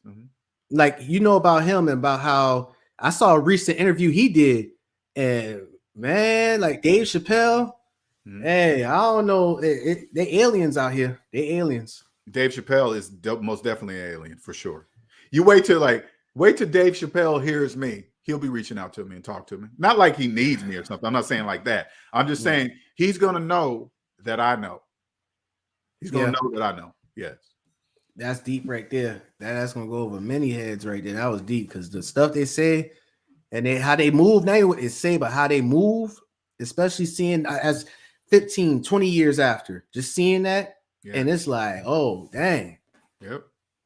It don't even matter. Like how you said, and this goes to what you're saying about the media. You don't follow up with that. No. You know, about how they try to paint them like, you know, both of them actually, Ocho Cinco and Dave Chappelle. Paint them how? What do you mean paint them? What do you mean paint them? When I say paint, it's like the majority of us are focused on social media, the media mass. It's like with Dame Dash too. That's another thing. It's like they'll call them broke, they'll call them crazy, they'll call them drug addicts, they'll call them stupid and all that. But after 15 or 20 years after, they're them. But they're way like we've been tricked by the media. That's what I'm saying. Paint is like they'll try to paint them in the opposite of what they are. No, they're not tricking anybody. They're just taking advantage of the fact that the majority can't see negative numbers psychologically. They're taking advantage of that. Like that's the wonderful thing about our capitalist system. You can this is the if you want to be wealthy, you either choose the calculate, you either trust the calculator or you don't. It's totally up to you. You don't, you'll be on the debt side. If you do, you'll be on the wealthy side. It's really that trust the calculator or you don't. Explain. I'm gonna use another example. They did this to Master P and Dame Dash. It's like the media. Well, I mean, like paint. It's like Master P, Dame Dash filed for bankruptcy. They're broke. Read between the lines of that. Help that. Yeah. They're talking bankruptcy of businesses, not personally. Thank you. Yes. Thank you. So when you got to remember, debts again. I'm telling you, Young Grump. Debt slaves don't know the difference between personal and business. So when they hear bankruptcy, they think it's personally, but it's business. That's okay. You tired of doing a business bankruptcy? It's not a big deal. That's just part of business. You're not a loser. You're not bad. You're not any. It just didn't work. You close it down and start another business. That's it. Business. When I hear bankruptcy, I say this is especially when you hear somebody say that, you go, chapter what? You say that. Dang, bro. Hold on. Oh, snap. You ask them, which bankruptcy are you talking about? They're not going to know the answer because they don't know. They just hear what social media tells them. They don't know. That's real deep. That's real deep. So you mean by chapter, you explaining like the business situation. Chapters like chapter 11, I believe. Chapter 11 is business bankruptcy. And sometimes they use bankruptcy to reorganize their business. It's a tool. Bankruptcy is not a bad thing. It's a tool. Like right now, put it this way. Right now, people could, during this time, they could free themselves right now by going hire a lawyer and file for chapter 7 bankruptcy right now, and they could be free. But debt slaves think bankruptcy, you're a loser. It'll affect my credit score. They'll think of a million things. But that's a tool. You could be free right now. Go hire a lawyer, file chapter 7 bankruptcy, and be done, and you're free. Nah, but explain more into depth the reason why people don't want to do that, or people look at that as crazy because of you said credit score, yeah. Because they're gonna be able to loan or get a loan, or what you call that thing, right? They're afraid they can't go back into debt some more. They got them there. That's why they're filing bankruptcy, because of loans. So they're upset. Okay. They're upset because they won't be able to get more debt to go and do the same thing. That's why they keep thinking like that. Dang, that was deep right there. Dang, that was deep. You file bankruptcy so you don't have to get loans anymore. So you can stop doing that. That makes you file bankruptcy. And you could be debt free. Correct. Instantly, just like that. Except for student loans. You can't. Student loans. It says student loans go to the grave, buddy. They go. Well, they go to no, that's grave. if you choose that. Yeah, if you choose that. No. If you choose it, you're right. But It's like people. Yeah, because when the memes I be talking, man, I ain't gonna bring it up, but yeah, that's true. They gotta That's just a mindset, a psychological mindset. It's psychological. They don't know. They don't know that they can't see negative numbers. I'm telling you, they cannot see negative numbers. That's the problem. They don't see it. You can't, like, if you have a job and you have student loan debt, you can't save money for retirement. You can't put money in a 401k. You can't put money in an IRA. You can't do that. You can't do that with student loan debt. That's impossible. That's deep right there. That's deep. You could take the cipher away. So they probably be thinking like this. Well, LJ, I've been doing it and I log into my account and I see it. Well, that's not your money. You borrowed that money to put, that's the bank's money. Indirectly, that's the bank's money because you have no money.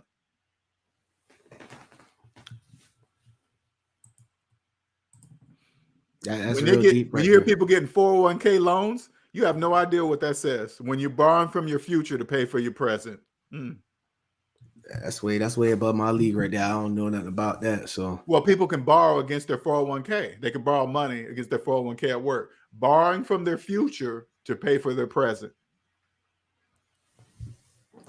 You don't know how much gems you like dropping right now. You may look at it like mathematical sense, which it is, but it's the way you say it and the way you break it down do paradigm shifts. Well, this how deep this is. If you go to your job looking for a 401k loan, your job knows they own you. They can abuse you.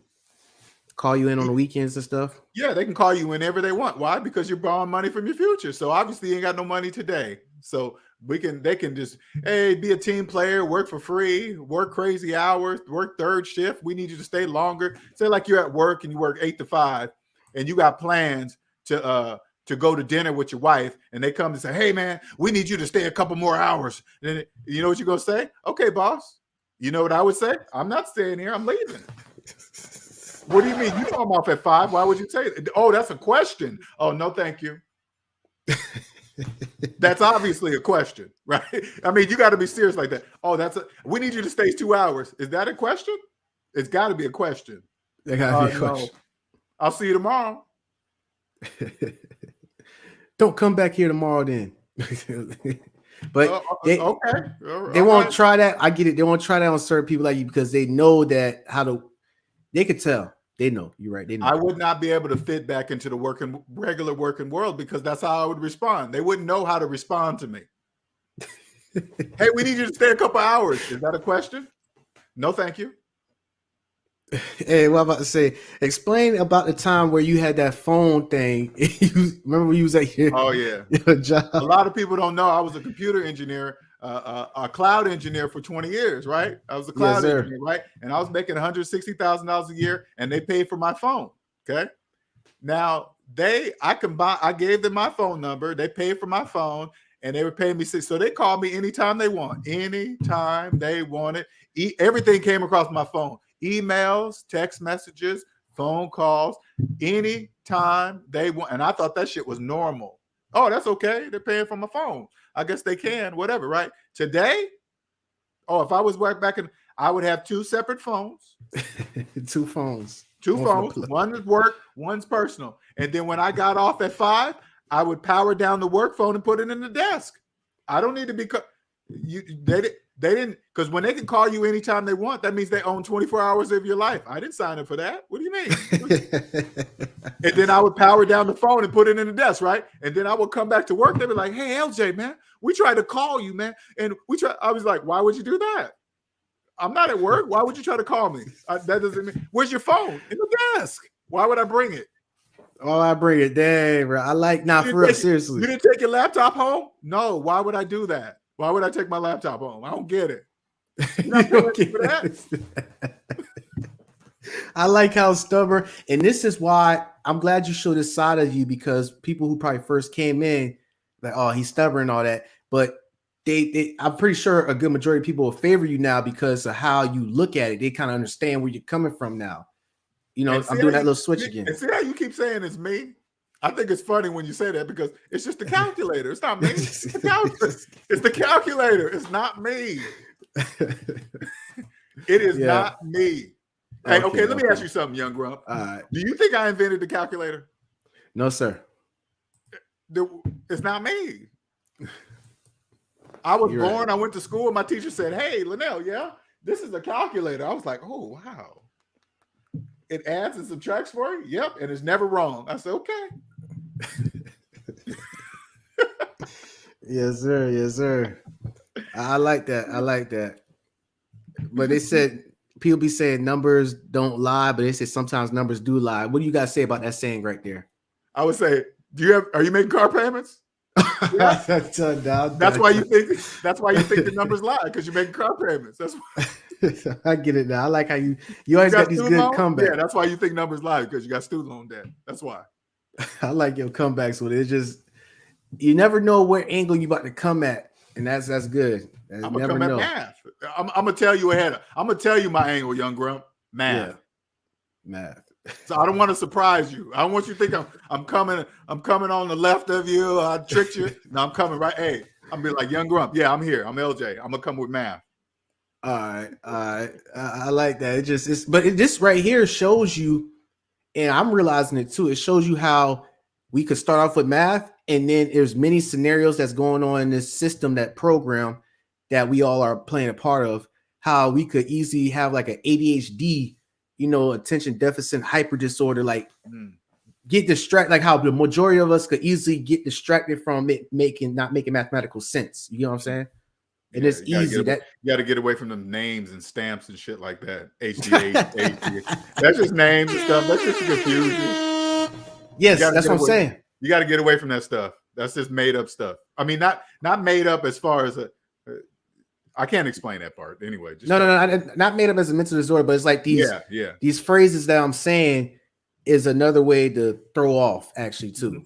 Yeah, it is like math has something to do with color, where you live. 1 + 1 = 2, no matter if you're black, white, Chinese. I'm glad you break that up. Explain the red. What is it? The red lining. The what? I'm glad you brought that up. What is it? Is it called red line? It was like a time that they said that depending on where you were at and your background. I actually had this one person. His name was Credit Crusader. He said, "Oh damn, I probably giving out too much information, but I'm gonna say it." Well, his name alone tells me everything I need to know. But go ahead. Yeah. You know what? But pretty much, listen. This time, there was a time that they said that depending on your ethnicity and where you live at, these banks did a red lining where they don't approve you for certain stuff. I think I might correct me if I'm wrong, y'all in the chat. But that's that. You ever heard about that? I don't listen to made up stuff. It's just made up. Hold on. Let me, before I even try to explain it, let me go ahead and say red lining. Okay, red lining meaning. All right, let me go ahead and pull this up real quick. That is correct. Andre said that. All right. Let me go to crew. All right, here we go. Red lining is do y'all see this? It says redlining is just discriminatory practice of denying services typically financial to residents of certain areas based on their race or ethnicity under fair lending laws. These factors cannot be used for making lending or underwriting decisions. And you got the map right there. That's what I was trying to talk about. What you got to say about that? They're saying that's still like they're saying in the 50s. I don't care what Google says. Who cares what Google says? I don't care what Google says. They said that was going on in the 50s and 60s, but my question is that you think that's going on today, or that don't exist today? You don't even lend, you don't even do the financial loan type of stuff anyway, so it's irrelevant to you. I mean, I will in business, but it counts on if I ever need. No, we was talking about this was personal credit. We was talking about. No. Okay, this is all they really have to do. Send out a survey to each ethnicity group to say, who trusts math? Do you trust math? Just send out a survey to all races. And then when you come back to the people, I guarantee you, probably the Jews come back and first say, well, duh, yeah, of course we do. Yeah. And then the Chinese will say, duh, of course you need math to be rich. You can't be rich without knowing math, duh. And then it'll just go down the line. That's how you know who has the money. It's not really hard. Then the white people, they probably already know. Linnell, that's stupid. Why would you think not using math? It just doesn't make any sense. I get it now. I get it now. It's because I'm trying to bring up these scenarios, but it's not going in alignment with what you're talking about with getting out of debt. I know what you're doing, young Grump. I get it. I totally get what you're trying to do. I totally get it. But you can't get around the calculator. Like, damn, you got me again. Shit. Okay. Let me try to get around the calculator. I'm going to go left, then right, and then hook under, and then I'll get it. I've been trying to do this for the past 2 hours and 40 minutes, man. Like I ain't gonna lie. I feel like I'm in a Naruto damn anime movie doing all these little combinations trying to like get you to be like, oh, but you know, it's like, you know, when I hear people like, oh, you know, the Jewish, they're smart with money. I'm like, why you keep saying that? Why you keep saying that? Jewish people, yeah. You guys trust math when it comes to money? Yeah, duh. Okay. All right. If you think maybe, you know, this is what I'm thinking. This is the only thing I can predict why the Jewish probably have more money. They understand how it works, and then they just pass it down. They pass this knowledge down to their family. It's not a big deal. It's like, hey, honey, yeah, grow up. Don't finance shit. Don't finance. No, listen, don't finance things that go down in value and you'll be rich. Cool. All right, cool. Thank you, Dad. Thank you, Mom. But you can't, come on, LJ. Because you got some people believing that a car is a asset, not a liability. I feel sorry for them. I'm sorry. Hey, I believe a car is an asset. You know what I say? I'm sorry. I'm sorry that you do. Nah, but it's like the way you have broke it. I guess you was doing that just to sum it all up. You're gonna, if you teach your family coming up, like, hey, don't finance nothing. And you said don't only repeat what you were saying again. If you was gonna pass this information down. Yeah, you pass it. You will naturally, once you free yourself, you will naturally pass this information down to your children. They will never be debt slaves once you understand what I teach. And what was it you were saying again that you was gonna tell your children? Like, what are you telling them so they could be never finance things that go down in value and you'll be rich. All right, never finance things that go down in value and you'll be rich. Correct. And I came back and I was like, people, okay, so liabilities, that's like, it's a liability. That's something that you got to put money on. It loses value and it's not an asset. An asset is something that is, you know, meaningful. Makes you money. Makes you money. Yeah. Okay. So I did a counter response to that by saying that some people would tell their children that a vehicle is a asset though. You said you'll be sorry for it. And my question now is why though? I mean, can it be ways to bend that? Like what? Bend the laws of mathematics? No, perception of it. Like put it this way. Mm-hmm. You know what? Never mind. I'm gonna stop myself because I'm switching over from personal to business now when I think about it. Yeah. Never mind. Then that's why I was trying to go. I was trying to think of like what you was meaning, but now I get it. For personal point, yeah, you're right. Well, okay, put it this way. This is what you're trying to say. If I leased a car that was going to be used for a rental business, that's okay. Yeah. Oh, you just read my mind then. All right, okay. Yeah. That's okay. I know where you're trying to go. That's okay to do. You want to lease a car for a rental business? Yes. But the only requirement before you do that, you must own yourself personally first. Y'all in the chat, it feel like I'm fighting LJ. Like LJ got a blindfold on with one hand, and I got this damn bamboo stick, and I'm just trying to, knock him upside the head. He just blocking it like this with his eyes closed. That's what it feels like. So yeah, he already see. I'm telling you this. Andre's my sensei. See, Andre Bishwa, he's my sensei. I'm trying to snatch the pebble from his hand, and you trying to snatch the pebble from my hand. Okay. Got you. This is on point right here. I like, people said, imagine a Maserati or BMW being an asset. Those things break so bad after a certain. Whoa, okay. See, he already done broke that down. Again, no notice received. I like that. Hey, what's this lady name? How you? Omanike. Okay. Shouts out to her. This seems like she's a long supporter too. By the way, she's an SMD family member. Yes. Mm-hmm. By the way, she spoke and see again. No notice received. I like that. You got it's a family. They come in. I like how they clean it up in the chat, and they just. You notice that when you put out the link, nobody jumps up. You know why?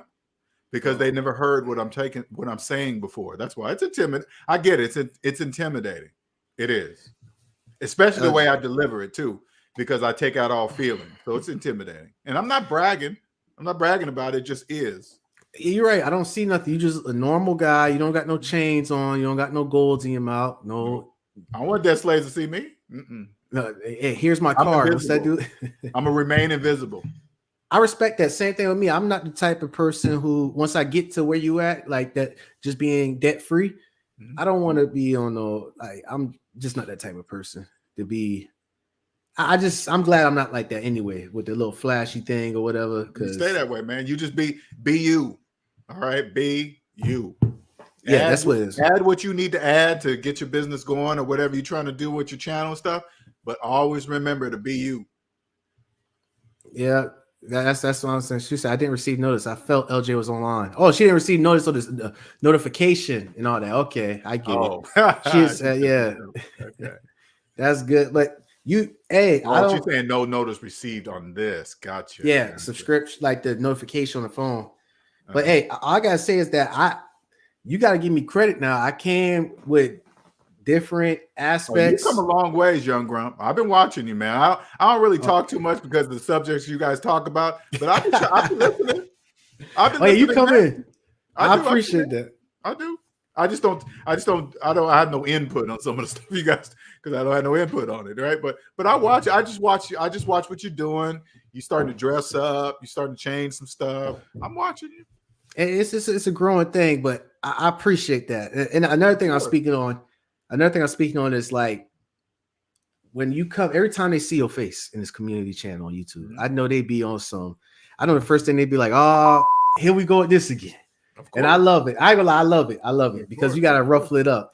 But when you come on, I feel as though I'm getting better with that bamboo stick. I'm just trying to but I know I'm losing every time. I get it. I take a loss every time, but I'm coming with different combos now. You ain't losing. No, you're gaining knowledge. Trust me, man. Gaining you're knowledge. Young too. I wish the guy I wish I was learning this at your age. I would have been a monster. Yeah. I would have been. You think I'm bad in my 50s? If I would have started this in my 30s. Another question. I'd have been. I see you a man of your word. I see how you move and everything because you brushed across this real quick, but I picked this up because I know how some people think when they're watching this. You had said about you was a computer cloud engineer, right? Correct. And you had just brushed across. You said you made 160K a year. Yes. You a man of your word and a man of your actions, because usually somebody will kind of boast or people will be like, hey, I used to do this now. I was, 160K a year. But that don't mean nothing to you because of the rules you go by. That's very important. You remember when you're in the debt matrix, they always brag 6 figures, right? Oh, yeah. They always say, hey, make 6 figures. But when you get outside the debt matrix, you'll know 6 figures is not a lot of money. Who are you talking to? You talking to Jeff Bezos? Hey, Jeff, yeah, I make 6 figures. Jeff will look at you like, why are you telling me that? Why are you telling me that? Hey, Jeff would be like this. Hey, yeah, go look at my car. Yeah, go look in the glove box. Yeah, go pull out your salary. It's in there. 6 figures? Yeah, and don't take no more either. You hear me? Don't take more. I like how you breaking it in, man. I like how you break it down like that because Elon, yeah, I make 6 figures. Elon be like, I'm going to Mars. Why are you telling me you take making 6 figures? I'm going to Mars. I like that. I like that mindset though. I like how with the math, like seriously, because this is the end goal. This is pretty much how you trying to free people from being debt free, so they won't be they'd be in the numbers game by making mathematical sense, but they won't be on that because you did brought up a word 6 figures, 6-pack, 6 figures. Hey, Richard Branson, yeah, I make 6 figures. He'll be like, didn't you just see me fly around the earth in a ship? Yeah. Why are you telling me you're making 6 figures? Why you I get it. See, and that's the main thing is I feel as though that when people be debt free, they'll have the opportunity to be what they really want to be. You could be anything. Anything. Yeah. Seriously. No, like a kid. Limits are physical. They're not psychological. Limits are physical. Yes, sir. If you jump off a cliff, you're gonna die because you ain't got no wings. That's a limitation. You can't fly. Yeah. But you can fly in your cycle. You can be as high. You can go as high as you want to be psychologically. You can be as rich as you want. Listen. I could be a billionaire right now. I could be a multimillionaire. Nobody's ever gonna know that. Yeah. You rich, Linnell? Yep, sure do. Oh, somebody owns you and this and that. They always love to say, rent. You trying to tell somebody, hey, who owns the building that I rent from, though? Did you know the answer to that question? No, I know you did. I like how you talk with it, but seriously, it's like, you know, when you're a kid and you're young and you have that imagination where you're like, just creating stuff in your mind. But as you get older with school systems and all these people, whoever you're around and not the right education or advice or making mathematical sense, it caps that, it filters that. I got a family. I can't be program. That's the program. And that's what you really, I feel as though that's what you're really trying to address, though. Correct. I'm here to help people own themselves, because everybody's human, right? We all die. So we need people to understand how it really works, because there's not many of us that understands how it works. And if too many of us die, that'll fuck up the economy. We can't let dead slaves running around unattended. They don't know what to do. You gotta teach them and show them. You got to say, hey, go buy phones, finance phones and cars, use credit cards on vacations. Yeah, of course you can put away retirement while having student loans. They must believe that. That's important. I get it now. I get it. That's you're right. That might go over many people's heads right there too, what you just had explained. It does, because they can't hear me. That's why it goes over their head. They don't know what I just said, Young Grump. They don't know what I just said. They believe that money in that 401k account, they think it's their money. They really believe that's theirs. And then they add it to this is what they do. They add this to their financial portfolios. Equity of houses that they don't own, money that they didn't have it to put in their 401ks, IRAs, HSAs, what else they do? They add all this stuff. They add in stuff that they don't own into their financial portfolios. Don't even own it. Brilliant. Absolutely brilliant. That's why they call it the American dream. American dream, because you're sleeping. Yeah.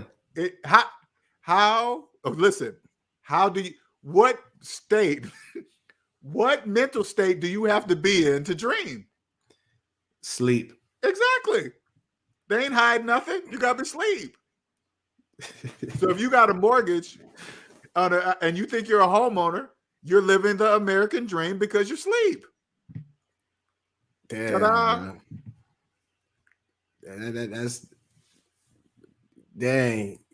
Yeah, I'm telling you, he's doing well over here. It's like I don't know. Every time you come through, it's like I just expand my mind more. And it is about mathematics. It's all about that.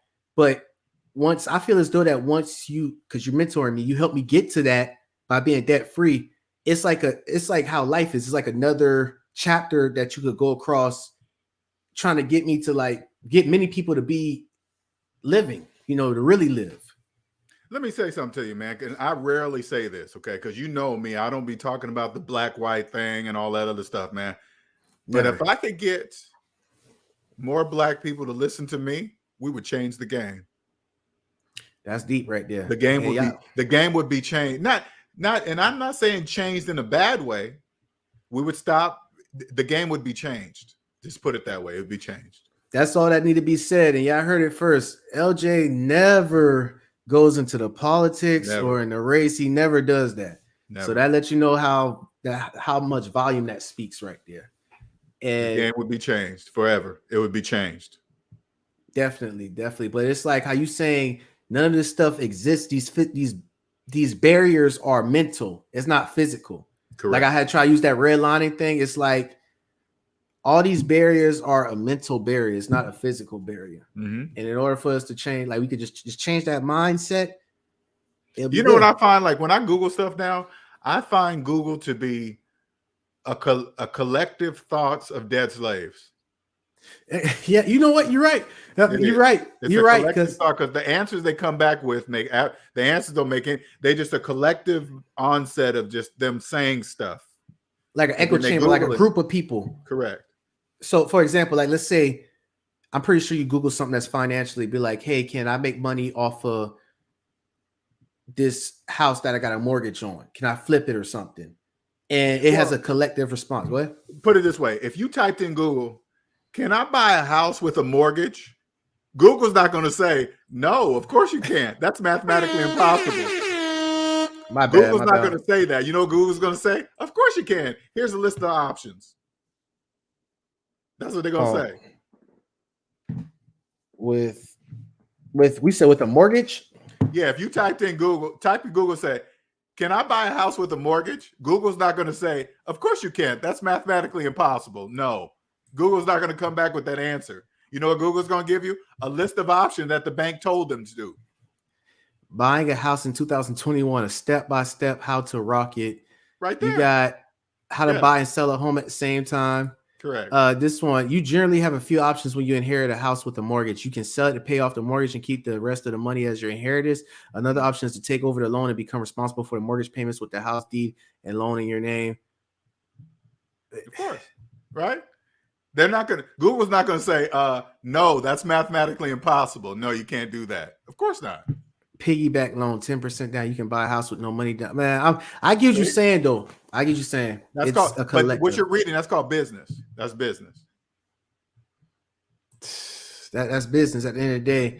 Thanks to you both hearing the gems from a black man. That was what I needed more.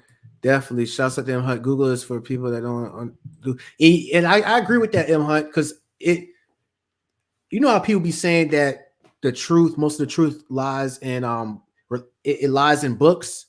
That's mostly true. That is mostly true. I mean, you do got people who like to bend lies in books too now. Let's be real. But me reading and looking at the information on Google, 8 out of 10 would be a big difference. I ain't gonna lie to you. 8 out of 10. Like actually reading something. True. Yeah, and I agree with you on that Google thing. Yeah, it's just, but that's just how it is. Google. I mean, don't get me wrong. I use Google to define words and stuff, but people don't even know. People don't even know the definition of buy. I don't even know what the definition of buy is. People say, "Hey, I bought a home. Did you get a mortgage? Yeah, you didn't buy anything. What do you mean buy? You mean finance? Oh, yeah, finance." And this is the biggest test. I always tell you to do, young grump. Go up to everybody you know and say, "Hey, what's 5 minus 10?" They say 0, man. No, you ask them, "What's 5 minus 10?" See what answer they give you. I know that's what I'm saying. Like most of them will say the answer is -5. Yes. Most of them say 0. They will say 5. Oh, you said, what? 5 minus 10. See, now listen. See, and I want you. What's 5 minus 10? Oh, okay. What is it? You just put my mind in a loop right there. $5 and minus -$10. What's 5 negative $5? -5 minus 10. -5. -5. See how many people say -5 or 5? Everybody, I guarantee you, everybody you know will say 5. But that's like automatically because the way you had I look at it. Put it this way: you looking at it in math and numbers, right? But I have to look at it. I have to look at it in money now, so it could stick in my head more. There's no difference between. There's no. It's no. I get it. It's no difference. It's no difference. But me being a conscious debt slave, I still have that little flicker that goes on, kind of. You know, I'm still getting better with that. That's the program. Yeah, I gotta like get out of the program, kind of. You're getting out. I'm watching you. You slowly getting out. Surely, but slowly but surely. Though, never go up to finance people and say, "Hey, man, I don't know anything about numbers." You just destroyed yourself. I'm not good. You go to a finance person and say, "Oh man, I'm not good with math." Now they're about to do you. You make them. They probably start about moving to financially abuse you. Why? Because you say you're not good at math. They're about to financially abuse you. Yeah, they pick that phone up. Like, we could work something out. Come here. Like, Oh, of course. You wait, sitting there for like 8 hours. What, a car lot? Yeah, you sitting there for like 8 hours. And they only do that to debt slaves. Yeah, that's what I'm saying. That's why I've been sit at a car lot all day to finance a car. That's financial abuse. And they do that to debt slaves. I wouldn't sit there for 5 hours to buy one car. Are you crazy? No. You wait 8 hours to get a hold of some debt, to sign up for some debt. Yeah, that's real deep right there. They could do that because they know that being in need of it, like with your job. Same thing with your job. As soon as they see your credit report, they'll know how to abuse you. You're right. Same thing. Yeah, you're right. That makes perfect sense right there. As soon as they run your credit report, they'll know exactly how to financially abuse you. Sure will. Oh, right, man, well, he don't know. Pull that car up front to the window so he can look at it, so he can stay here all day to finance this depreciating object. Hey, LJ, I'm gonna put, since we come to the end of the live, I'm gonna put the ball in your court. I want you to steer this whole interaction in your direction, like, you know, a topic or something you want to speak on.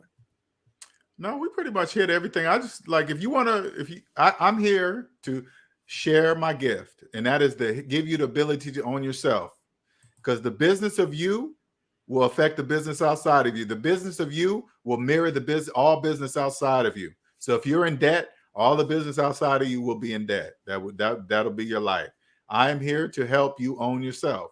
Savings-debt.com, savings-debt@gmail. Schedule a consultation, and we can get started. And I'll lay it all out, and all you gotta do is just follow the math, and then you'll be free.